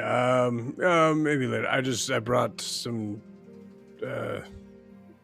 It's not much, but thought it'd be good to. Do you want me to just set it down here? Absolutely. What kind of dinner did he bring? You see, looking at the dish itself, they kind of look like just little. They look like little tiny like fried balls of something. You see, there's a garnish on each on the top of each one of them, and there's something underneath that I will say, I would say for Gwyn, looks to be of like almost looks like a. Like almost has like a deviled egg sort of look to it. Like you can see like the kind of like the Smell like deviled eggs? You go over to it. I don't believe it smells like deviled eggs. Hold on. Trying to think where she's at in the drunken cycle. Oh no. Right. Fair. Yeah. I Fair. think that she is going to attempt to eat one. Because food is always Okay. great. Yeah. You got it. Go ahead and give me. Well, first off, just for the sake of luck, roll me a d20. Jesus Christ. 2. Ooh. Okay. Interesting. You hate this. It doesn't. The DC was so low for this. You think that You have there's Bardic. Oh, I do. you do have Bardic. It's Bardic. It's 1226. You do have Bardic. Part in the story Great. where he, yeah. I rolled a 1. The DC is 5. You rolled a The DC is 1. 5. I rolled Did you a roll a 1? Oh my god. Amazing. You in front of Gruff. I'm just gonna take this as a nat 1 because it might as well be. Yeah, you put this in your mouth, excited to eat something, and immediately go "Bleh," and just take it out of your mouth in front of Gruff. It goes, Yeah. "Oh, okay, all right. Well, it's limited resources, but okay, yeah. Well, good luck. I'm sure there's something in the kitchens for you all to eat. You know, I have traveled very far and have made a lot of decadent dishes for many people. And I'm sure it's great, Gruff. I think no. Yori has already shoved both things all the way into his mouth. Like just all the food that is possible for him to eat. He is just like roll me a d4. Okay. Oh, When that's happening, I think Gwen attempts to apologize, but that did not sit well. That is a 3. And then she's running behind the bar and disappearing. You just love it. Cool. Yeah. No, it's fine. It's fine. Yep. That's, some people just don't understand taste. What did you think? Roll me a d20. You ate 3. Jesus. 12. Before you ate 3 before tasting them. I'm just gonna say, 12. Hey, dude, fucking delicious. They're so it's a. He says he's like limited supplies. I'm gonna butcher this name, but it's bollitos de papa elote, so potato elote bites, which is like a fried potato with I believe it's a Mexican dish, but they're I'll send the picture to you guys. It's gourmet level, which makes Quinn's role so much more amazing. Well, yeah. Also, the only place you could have seen this is the character corner, but the treat that Yori used to really love back home is when they cracked an egg on a hot log, and then that cooked the egg, and that was like the gourmet best thing that they made. Yes. So this is just like ridiculous to him. I put it in mid-game chat. Yeah, delicious. Possibly the best thing you ever had. Oh, these are super good. Really, can you give one to Fenrir? I think he really like one too, and I don't think he's eating anything. These took me all day, and you know what? You can find wherever the one that. What's this name? What's her name? Gwen. What's her name? Gwen. You can find the one that Gwen spit out, and you can give it to Fenrir. That's. I will leave this tray here.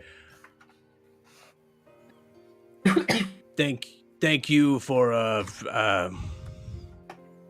Hey, Gruff. going to bed. Gruff. What? Gruff. Thank you. We all sincerely appreciate the hard work you put into it, even if we don't recognize the flavors. Give me a persuasion check. I have advantage on that. That is 19. 19? Cool. Bravo, he's so cute. Thank you. I appreciate it. Apparently, there's some people that have taste buds yelling at Gwen, who is over on the on the other side of it. Pops up, has done some prestidigitation afterward. Drink some water. Oh, geez, are there still some left? She's gonna try again. Feels really bad. Okay. Good now. Okay. He feels good. Yeah, now. I'll say the 19. He's not going to immediately pull it away from you, and he still wants you to like it. So yeah, go for it. Grab another one. Another D20. Another D20. I'm going to say with disadvantage. It's got to be. It's got to be. It was higher. I rolled a 13 and a 14. So 13. 13 and 14. Yeah, awesome. Cool. It does taste very good second time around. You're just surprised. I think you thought, I'll say this, I think you thought the top was deviled eggs, and I don't think it is actually. Yeah. So that's what threw you off. Like your brain telling you you're about to eat deviled eggs, and I think that is the one thing she hates more than anything. So Love it. She entered the boot and rally period, guys. She's fine. Rally. Better? If You only y'all didn't No, they're you great. didn't cough that one out, so No. okay. All right. Good. Well, the If captain only y'all are liked him talking too, about. so That's great. I guess so. Hard take too. yeah. So yeah, you all take at this point, like you all take them, and I'll say like it's varying degrees of good or the best fucking thing you've ever had. Gruff is a very good cook, which is why that roll is so nuts. Bad. As the rest of you are partaking, you see a very sweaty. That did not work. Hold on. Help. All right. Are you guys seeing anything on the NPC screen? No, do you have a sweatier Saw picture of her? Daphne for a second, but Yeah. How do we know if Does it? water? Does it look genasi like is Daphne sweaty? right now? Again. Yeah, it's Uh-huh. Daphne. Yeah. It's Daphne we right see it. now. Okay. All right. It's showing nothing on my screen, which is awesome. It's blanking It's out. flashing Cool. in and It's out. kind of going, a little bit weird. So, but we did see it for a little bit. Come Now it's back. on, man. Now it's back. there back. she is. Now, please Oh, describe okay. how I can tell that a water No one touch genasi it. is sweaty. Oh yeah. I think a water genasi looks like they're sweaty because it's an inordinate amount of more sweat. So it's like so it's like Gatorade commercial level sweat. Like possibly like multicolored as it's like reflecting off of her blue skin. As you see her come down and go, oh, okay, great, potato bites. Thanks, Gruff. comes and sits down and goes, "Oh, Siobhan's gonna hand her a bottle. Drink. thank you." Pours it out. When is gonna go Io is. unknot Alastaire's hair. Mhm. Oh no, I think I like it. It looks good. She adds more knots. Love it. Oh. Io, the captain was looking for you. Shit. Can you tell him I got a bad case of You can tell him, as I've done 3 different jobs today. That's fair. Yeah, that's fair. Well, guys, it's been fun. Just make sure you tell my mom and papa I went out like a hero, okay? You're gonna be fine. He's just a Gruff is in there like, what? All right. Good I'm luck. just saying the captain Looks at everybody for cues probably- that are not coming. All right, y'all. I'm off to walk the plank. So you head up and you go up to the top deck, and you feel immediately a blast of cool air that is I think immediately wakes you up.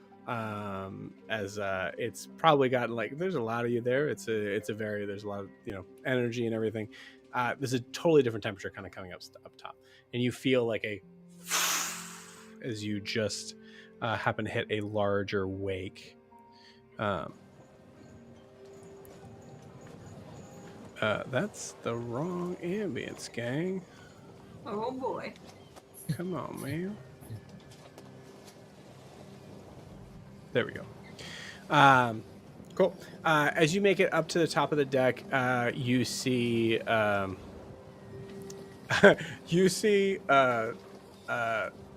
it's at this point, I'd say it's probably closer to maybe 8 o'clock. You guys have no idea how long, how that time has passed, but a huge amount of time has passed. It's 8 o'clock, and you see, as you're walking by the main deck, you see Fingers is tying a rope around his both his peg legs.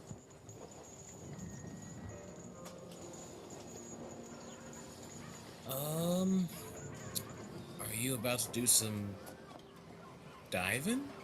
Ah, hey! I haven't seen you all day. Yeah, I've been doing some good work for the cap. Oh, okay, yeah. What all this? Yeah, what's all this about? Sometimes people like to take my legs, so I like to tie them to me. They can't. Man, I can't believe I never thought of that. He kind of mumbles under his breath. Perception check on him. Yeah. Please don't take my legs. Oh, come on, man. Why would anyone take your legs? You need those to walk. Because you just said you never thought of that. I heard you say it. You never. No. I said, I mean, you know me. You know me. I'm always thinking out loud. Okay. So. you Leave seen the me captain one. anywhere? What?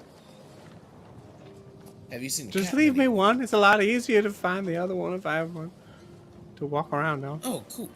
So you're saying I can take a leg, just not. I'd rather you something. didn't take any of my legs. And at this point, you hear the captain's door open.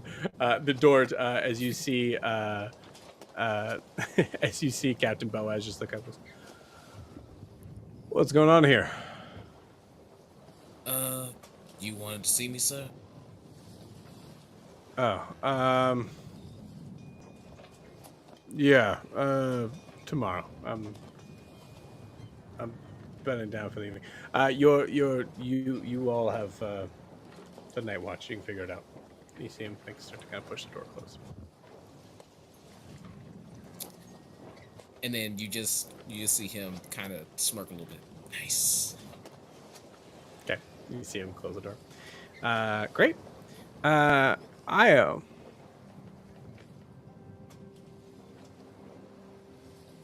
Where do you go? After all that's happened,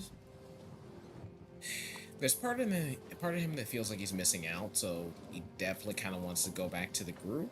But I think he kind of goes to the helm of the ship. You got it. Yeah, look at the night waves. Okay. As you go over to the helm, you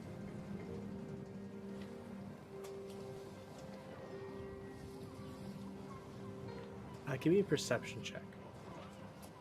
Okay.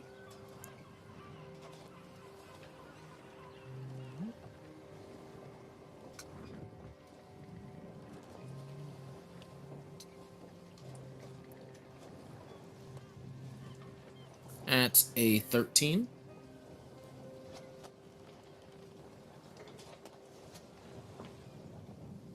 Okay. Or 1 second. Did I say 13? Yes, it is 13. 13. Cool. Awesome. Yeah, with a 13, you hear the slightest sort of like crunching sound.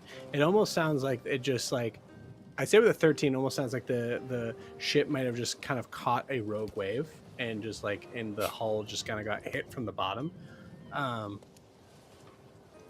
Yeah, it sounds like just wood getting battered by something. And it's towards the bow is directionally where you hear it. But if it was a wave, you would I would say like in the idea that it would have been towards the ship, whether or not it was a wave or not, or towards the bow, excuse me.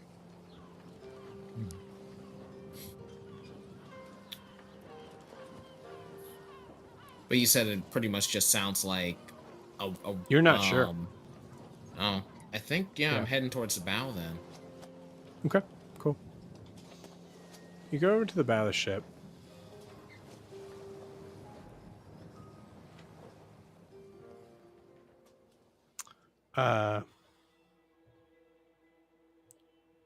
Sorry, I'll keep the wave sound. You hear a second crunch. This time, it's no mistaking it. It was on the ship. On the ship. As you go to the bow, there's a upper deck that's kind of like an overseeing sort of deck that is high above, like the high above where the actual like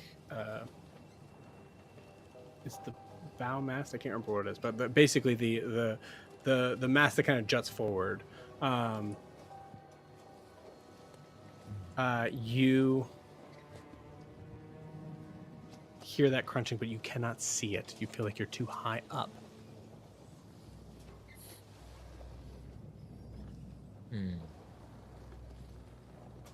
And at this point, there's no one near me, right?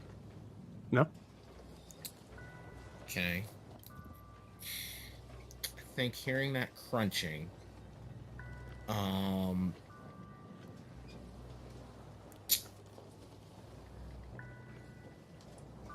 going to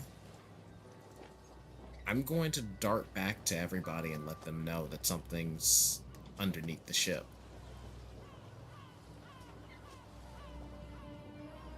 Okay. So you see Io come running in, and come down the ladder, running into you all. Io, go ahead. Guys, come with me to the bow right now. There's something on the ship, but it's low. I think it's risky for someone to try and go down there by themselves. we need to formulate a plan together, and we need to check this thing out now. Okay, let's go then. So hold on. I think I might be able to take a look. Let's just go. Let's go real quick. Cool. Yeah, let's. Siobhan and Gwen possibly missing a rung as they're kind of coming back upstairs. You guys are still drunk. As you guys are coming back up onto the bow of the ship, the entire group, you see Daphne, who is a mouthful of these dudes. Have fun. As you see her just continuing to chow down. You guys get to the bow of the ship, and you stand there. 10 seconds. 30 seconds. Nothing. Are you sure you heard something? I'm How much positive. did you have to drink? I can hold my liquor, thank you, Win. I want to at least go down there. Go down there and check. No, Al, do you have rope? no, don't go down there. Don't go. I think. Okay, I think. I'm a little drunk, but I feel like I can do something about this. I don't know how Joe wants to do this. Okay. But she's gonna get a rope, tie it so it's long enough to go down the front, and then she's gonna focus on her other selves and invoke duplicity. This is the first time she's doing this. Okay, cool. I'm probably gonna lean for this moment. I am gonna lean probably a little bit close to rules as written. So give me 1 second. Invoke duplicity. It's a channel divinity action bonus act. It's an action. Right. Yeah. My question is your duplicate corporeal? I know you can cast spells through it. That's all I know. I'm reading it now. Roll me a d20. Okay. Where's my dice? You have bardic inspiration. Well, that's a natural 20, so. Okay. Yes, ma'am. Cool. Yeah, you wrap this rope around your. Tell me what your duplicate looks like, unless you want me to. I don't know if you had an idea for it as a changeling's duplicate. Not off the top of my head. If you did, I relay to you. So I imagine she's like a color negative of Siobhan. Her lips are pale gray. Her eyes are like this deep shiny black. Her skin's like a ivory kind of color. Her hair is shining white almost. So she's a color negative of Siobhan in her changeling form. I love it. You all see this happen, and you see the expression on this duplicate's face is expressionless. You tie a rope around them, and then how do you command it to go where you want it to go? How do you do so? Do you think it's just psychically, or? I think it's psychically. Okay, cool. It's a bonus action to do, but yeah, it's cyclically. I can move them 30 feet with a bonus action. Cool. As soon as you do so, you see it turn, step up on the ledge, and then, without hesitation, position themselves down as, are you holding onto the rope, or are you tying it to something? I would have tied the end of it to something, but held onto it to lower them down. Cool. You got it. Tying the end to something, holding on to it. Siobhan, give me a strength saving throw. I have a +0. But I have Bart. Fuck, that's another 20! Oh my god! Okay. All right, cool. I was just about to say, like, you're all up here, but never mind. Everybody hang back. I'm going to get all ones when we fight a god next week. Awesome. So with the as you're allowing this duplicate to go down,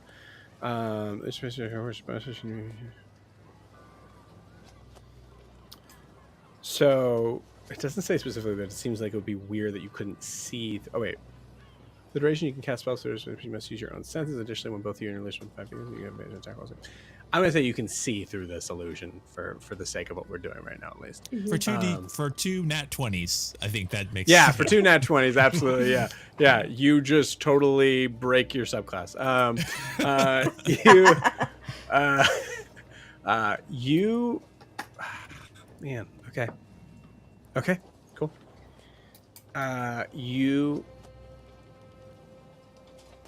I'm going to say the duplicate is you. You tell me what you're doing here. As you spelunk down to the front of the ship, and you can hear the waves kind of crashing just below you. Looking up at the...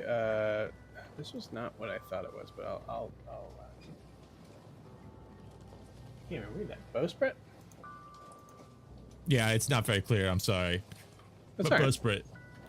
Bowsprit? That looks right. Bowsprit. Bowsprit. So you lean over to the bowsprit and you see a figurehead on the bowsprit that is designed as a. Most figures are designed purely as aesthetics, but a lot of ships have them.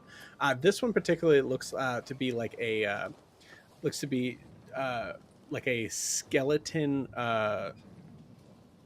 skeleton body that has these. That looks like their wings have been like that looks like there's like wings on their back that are kind of like molded into the wood and then like kind of disappear, like they're kind of like part of the ship molded into the wood. You see one is holding up the bowsprit. I'm gonna say it wrong now. Bowsprit, and the other one seems to be holding its hand out like this. Give me a perception check with advantage. I feel like the duplicate's running their hands because he said that the bow crunch, so running their hands along the wood to make sure there's no crunch, right? Yeah, absolutely. You do not see anything involving any sort of damage. 20 perception. 22.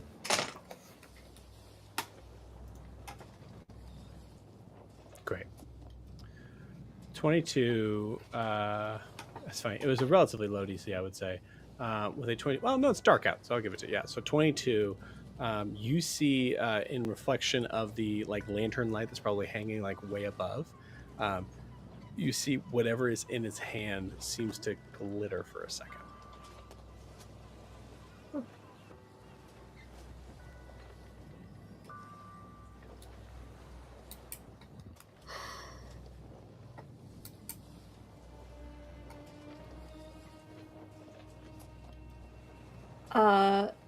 But the bow, like the boat, the hull feels fine under her hands. Doesn't feel like it's been breached anywhere. Yeah, I think you don't see any damage to the hull. You don't even see anything where there would be, damage. It looks like, kind of you're in the right spot. I'd say you spend probably an extra minute or so, like going a little bit lower and looking down underneath, trying to see, like, technically it could have been damage to the ship underneath the water, like that could have happened, and there's no way to know in the way that you're going about it, yeah, you don't see any damage. So you said one arm's holding up the bowsprit and the other one's holding out a orb, right? How Something far in its hand. from Yeah. the bowsprit is the orb? Or whatever's in their hands? From the bowsprit, I would say about, this is a pretty big ship, so I'd say 15 feet, we'll call it. Oh, so it's the thing, the figurehead's like 60 feet long? Yeah, this is a big ship. Oh, wow. Okay. I would say 60, I'd say 40 feet long. 40 feet. Okay. She's going to... Hold on, guys. I'm gonna get a better look real quick. Dismiss her duplicate. Okay.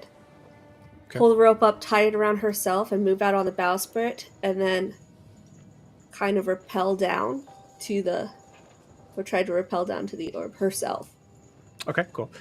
Give me a sleight of hand check, and then give me an acrobatics check. Sleight of hand is a 27. Awesome.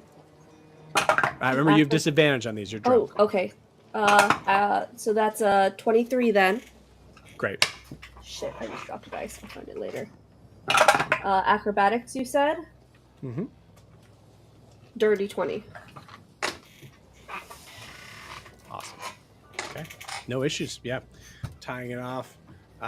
You're kind of like, you're a little weeble wobbly because you're kind of like stepping on the front of the bowsprit, and you're used to like walking on like tiny, like sort of small, thin edges. This is what I do. This ship is moving up and down and all that stuff. 20 legitimately was the DC. So as you are walking along, you're able to kind of like tie it off, and then rappel down towards the outstretched hand. As you get closer, you see it looks like it is the entire structure of this figurehead is wooden.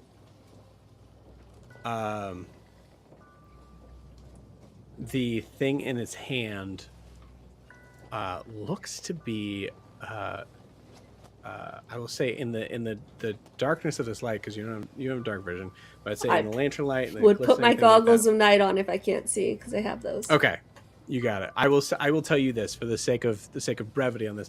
It looks like it is some sort of not bejeweled. That's a terrible. I don't want to put it in that realm. I don't want to put it in that realm. It looks like it's some sort of jeweled conch shell. Does it look like it was built into the ship, or if it's a recent addition? It doesn't really. I'm going to say if you spend some time here, it doesn't look like it was built into the ship. Well, she's going to reach out and take it and use her power to see what energies or emotions are coming off of it. Awesome.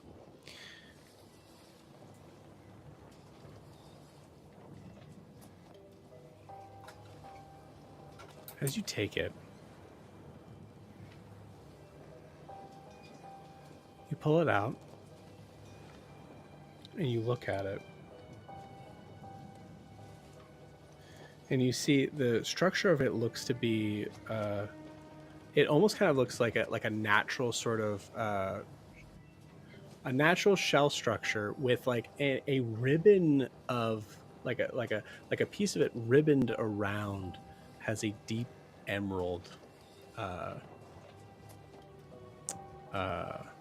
texture to it. Like you see, like you even see like it's almost somewhat translucent inside.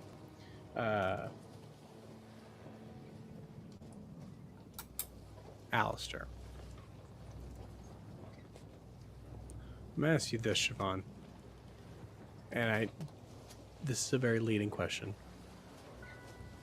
But Siobhan, can you tell me if you would tell the party what you saw before you go out onto the bowsprit or bowsprit? Both are fine. No, I think she wants to go down and investigate it first to make sure it's not something like a trap or something. So, to give everyone else a chance. They watched her rappel down, so. Yeah. You're muted. Mm-hmm. Run away! I would say if she ran out on the bow, I'm just gonna stop right there. The bow. I would go to the safest, like normal standing. Like I wouldn't go over the rails. I would still be on the deck, but as far forward as I could to see her. Which would lead me to ask: in that space, is it more than 30 feet? Just out of curiosity. Is she more than 30 feet out? Is that what you're saying? Yeah, from where I would be standing. From where you're standing to be able to see from the side. So here's the tricky thing. It's kind of one of those things where I think in the shape of it, you actually have to kind of be off to the side to be able to get a clearer look of everything. Does that make sense? Right. Yeah, because if you're the shape, immediately yes, right over it. Yeah. So I will say in that sense, no. She's about I'll say she's just out of that range. She's about 40 feet away. Okay, that's fine. Yeah, but I would be leaning over and seeing what was happening. You got it. I think while he's doing that, Io's coming right next to him. Hey man, can you do that disc floating thing and float me down with her? I'm not letting her go alone again, or rope or something. I love you very much. I'm going to tell you straight up, it's a little too late. The only reason why I'm giving Alastaire this is because I think this is happening while Siobhan is rappelling down. Gotcha. And we'll even say you could be even starting that spell, but I will say in the span of time of the meta of what we're doing here. Alastaire, give me a history check. You're not drunk, right? I am not. You are not. Give me a history check with advantage, please. With advantage. 30. Jesus Christ. Okay. Was it 19 again? Sorry. When you got on the ship, there was a lot to see.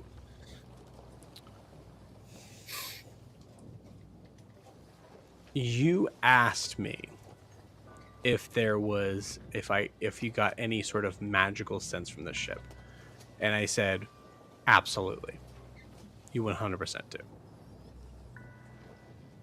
Now, I know I had you roll a perception check or a history check on this, but we're going to kind of put this in the realm of the Arcana check, and the idea that the amount of energy you felt from the ship was kind of like it was a subtle lime green, and it affected the whole ship.